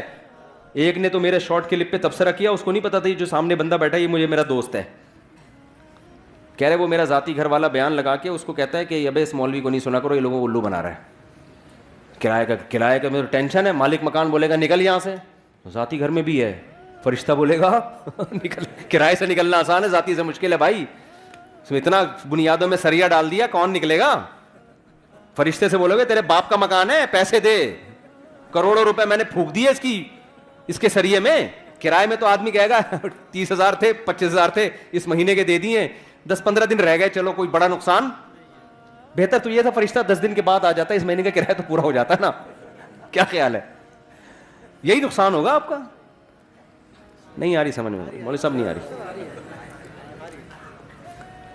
او بھائی کرائے کے گھر میں 1 تاریخ کو ایڈوانس میں, اول تو پاکستانی کرایہ دیتا ہی نہیں ہے 1 تاریخ, یہ بھی سہولت ہے یہاں پہ, لے کے ہی جائے گا دوسرے کا کرایہ قبر میں. کبھی ایسا نہیں ہوگا کہ 10 دن پہلے چلا جائے اور کرایہ 10 دن کا زیادہ. ایسا پاکستانیوں کے ہاں یہ سہولت میسر نہیں. وہ ایک LGBT کی شادی ہو گئی نا, ابھی چھوڑو یار, پہ لطیفے بہت چلتے ہیں. ابھی یار پھر وہ نا ٹک ٹاک میں بنا کے لوگ لطیفے چلاتے ہیں, پھر بڑا مسئلہ ہوتا ہے. ابھی چھاؤں میں آئے تو کبھی بڑا ٹائٹ لطیفہ ہے, ابھی میں نے سنا دیا, پھر لو میرے شارٹ کلپ میں لطیفے ہی چل رہے ہوتے ہیں پھر وہ. تو آپ کبھی آئے نا چھاؤں میں, بہت مزہ آئے گا لطیفے میں. خیر, تو بھائی چھننے والی چیز ہے یار, ٹائم پاس کرنے والی چیز ہے. ٹائم پاس کرنے کے لیے رکھو, منع تھوڑی کیا اسلام نے کہ گاڑی نہیں رکھو, پیسے ہیں رکھ لو یار, نہیں ہے 2 ٹکے کی ویلیو. بولو جو لینڈ کروزر میں گھوم رہا ہے نا, یہ تھوڑے دن میں قبر میں مرا ہوا ہوگا, پڑا ہوا ہوگا, کیڑے اس کی لاش کو کھا رہے ہوں گے, کیڑے کھا رہے ہوں گے. کیڑے زیادہ خوش قسمت ہے, کیسی کیسی چیزیں ان کو کھانے کو مل رہی ہیں. صحیح بتا دوں, وہ بھی انجوائے کر رہے ہوں گے کیڑے. دوسری قبر والے پہ نا اس کو شو مار رہے ہوں گے, تیرے پاس کیا آیا؟ کہیں گے ہمارے پاس تو ایک غریب شوگر کا مریض, ہڈیاں وڈیاں نکلی ہوئی ہیں. صحیح ہے, ہمارے پاس کہہ رہے موٹا مال آیا ہے, لینڈ کروزر سے نکل کے سیدھا ادھر ہی آیا. صحیح ہے. تو یار دنیا میں خدا کی قسم اس سے بڑا گدھا کوئی نہیں ہے جو اس دنیا سے کیا کرے, مسافر خانہ. یہ خناس جو ہے نا دنیا کی محبت کا, نکلتا نہیں ہے. داڑھی رکھ لیں گے, پگڑی بھی آ جائے گی, شلواریں بھی آدھی پنڈلیوں تک ہو جائیں گی, تھوڑا بہت نماز روزے کی بھی پائیں گے. یہ جو ہے نا, جو قرآن کیا کہہ رہا ہے؟ صالح علیہ السلام نے اپنی قوم سے کیا کہا کہ اتتخذون مصانع لعلکم تخلدون، کہ تم پہاڑوں کو تراش کے گھر بناتے ہو چٹانوں کے اندر. کتنی محنت ہے نا اس میں، مضبوط چٹان ہے. ابے بھائی اینٹیں لے کے اوپر بنا دو، کہہ رہے نہیں ہم اندر تراشیں گے. صدیوں تک چلے، اور ابھی نشانات ہیں نا صدیوں تک وہ باقی ہیں ان کے. تو صالح السلام نے کہا کہ ایسے بنا رہے ویسے ہمیشہ رہنا بھائی، جتنے دن ہے اس کے حساب سے بنا لو. کیا خیال ہے؟ ہر آدمی کیلکولیشن کرے، میرے 20 سال رہ گئے، میرے 25 سال رہ گئے، میرے 30 سال، تو اس حساب سے بنا لے یار. ویسے یار تراش کے اتنا آدھی عمر تو تمہاری گھر بنانے میں لگ گئی. صالح علیہ السلام کی قوم جو تھی نا اس کی آدھی عمر گھر تراشنے میں لگتی تھی. تو انہوں نے کہا رہ کتنے گئے؟ ہمارے ہاں گھر بنانے میں آدھی سے زیادہ عمر لگتی ہے. نوجوان کا خواب ہوتا ہے، اصل میں اس کے ابا نے بولا ہوتا ہے اپنے بچوں کے لیے بنا رہا ہوں، لیکن بچہ بالغ ہو کے بعد اپنے گھر کا خواب دیکھنا. ابا سے پوچھو نا آپ 60 سال میں کیوں گھر بنا رہے ہو؟ ابا کہہ رہے ہیں میں کیا، بچوں کے لیے. ابا کے مرتے ہی بچے پھر ایک خواب دیکھنا شروع کرتے ہیں ہم نے کیا کرنا ہے. تو ابا نے جو محنت کی اس کا فائدہ اٹھاؤ نا. وہ کہتے نہیں میں نے کیا کرنا ہے. پھر وہ کماتے کماتے کماتے جب 50-55 سال کا ہوگا اور قبر کے قریب پہنچ جائے گا، اپنا گھر بنا کے تکلف کی کیا ضرورت ہے یار. چھوڑو یار، کرائے کے گھر میں نلکے ولکے توڑو گیس بجلی کا بل بھی نہیں دو. کتنا مزہ ہے یار اس کا. مالک مکان جس کمبخت نے بیچارے نے کروڑوں روپے لے کے آ کے گھر بنایا، تم 25-30 ہزار میں فری پھکڑ کے مزے لو. حقیقت ہے وہی ہوا آتی ہے پنکھے کی یار کرائے کے گھر میں بھی، وہی اچھی لوکیشن پہ مل جائے گا آپ کو. ہوا ہو اس میں، دھوپ ووپ آ رہی ہو، گٹر کے ڈھکن سامنے بند ہو، بہت ساری سہولتیں کرائے میں. میں پھر بھی کہتا ہوں اللہ نے اضافی پیسہ دے دیا نا، بہت کھانا بھی خوب کھا لیا، شادیاں بھی ہو گئیں، بچوں کی پڑھائیاں بھی ہو گئیں، صدقے خیرات بھی ہو گئے، پھر بچ رہا ہے تو ذاتی بنا لو. پھر کیا کر لو، پھر بھی اپنی نیت سے نہیں بناؤ. کیونکہ 40 سال کے بعد تو مجھے نہیں سمجھ میں آتا ذاتی واتی. مجھے بہت لوگ کہتے ہیں اپنا گھر بنا، میں نے کہا یار ہم کیا گھر بنائیں گے، فضول قسم کا کام. کروڑ روپے میں گھر میں پھونک دوں، اس سے بہتر نہیں ہے میں پیرس کا ایک اور چکر لگا کے آ جاؤں. اور کیا، میں پاگل ہوں یار. ہم نے تھوڑے دن رہ گئے، اور کتنا رہ گیا بھائی، میں پاگل ہوں یار. میں کرائے کا گھر ہے، بہترین مزے سے زندگی گزار رہا ہوں، میں کروڑ روپے اس میں پھونک دوں یار. میں تو اگر پراپرٹی خریدتا بھی ہوں نا تو بیچنے کے لیے خریدتا ہوں. پراپرٹی میں اگر خریدتا ہوں نا بزنس کی نیت سے، مہنگی ہوگی بیچ دیں گے یار، آدھا پروفٹ پھر کاروبار میں لگا دیں گے، آدھا کھا جائیں گے. اور کیا ہے. نہیں یار رہنے دو یار. تو حدیث میں آتا ہے تیرا مال وہ ہے جو کھا کے ختم کیا، پہن کے پرانا. چلتی ہوئی ٹرین ہے میرے بھائی جس میں ہم بیٹھے ہوئے ہیں. یہ دنیا چلتی ہوئی ٹرین ہے، اس میں ہم نے نہ سیٹوں سے دل لگانا ہے، نہ کھڑکیوں سے دل لگانا ہے، نہ راستے میں آنے والے کھمبوں سے دل لگانا ہے. حقیقت ہے. کھڑکی سے دیکھ رہے اتنا خوبصورت کھمبا آیا یار، او بھائی یہ چھانگا مانگا کے باغات آ رہے ہیں، وہ زبردست یار. ابے بھائی بس چلے گئے، آئے تھے تھوڑی دیر کے لیے. تو دنیا کا بھی ایسا ہی ہے، بڑے خوبصورت باغات بھی آئیں گے اور سب کچھ ہوگا، آئیں گے مارکیٹ سے آہستہ آہستہ شارٹ. تو دل کی اس بات کا لگانا، ٹینشن کس بات کی لینی. ہاں میں پھر بار بار کہتا ہوں اللہ نے بہت پیسہ دے دیا، کھاؤ پیو ساری ضرورتیں، تو چلو بچوں کے لیے کچھ پراپرٹی بنا دیں گے، مریں گے تو کچھ بچوں کے کام. اس کی شریعت میں ترغیب ہے. اس کی کیا ہے شریعت میں؟ ان لوگوں کے لیے جن کے پاس بہت پیسہ ہے ان کو ہے کہ بھائی پھر کچھ پراپرٹی چھوڑ دو، کس کے لیے؟ اولاد کے لیے. نہیں ہے تو جیسے اللہ نے تمہیں غربت میں کھلا پلا دیا، ان کو بھی اللہ کیا کرے گا؟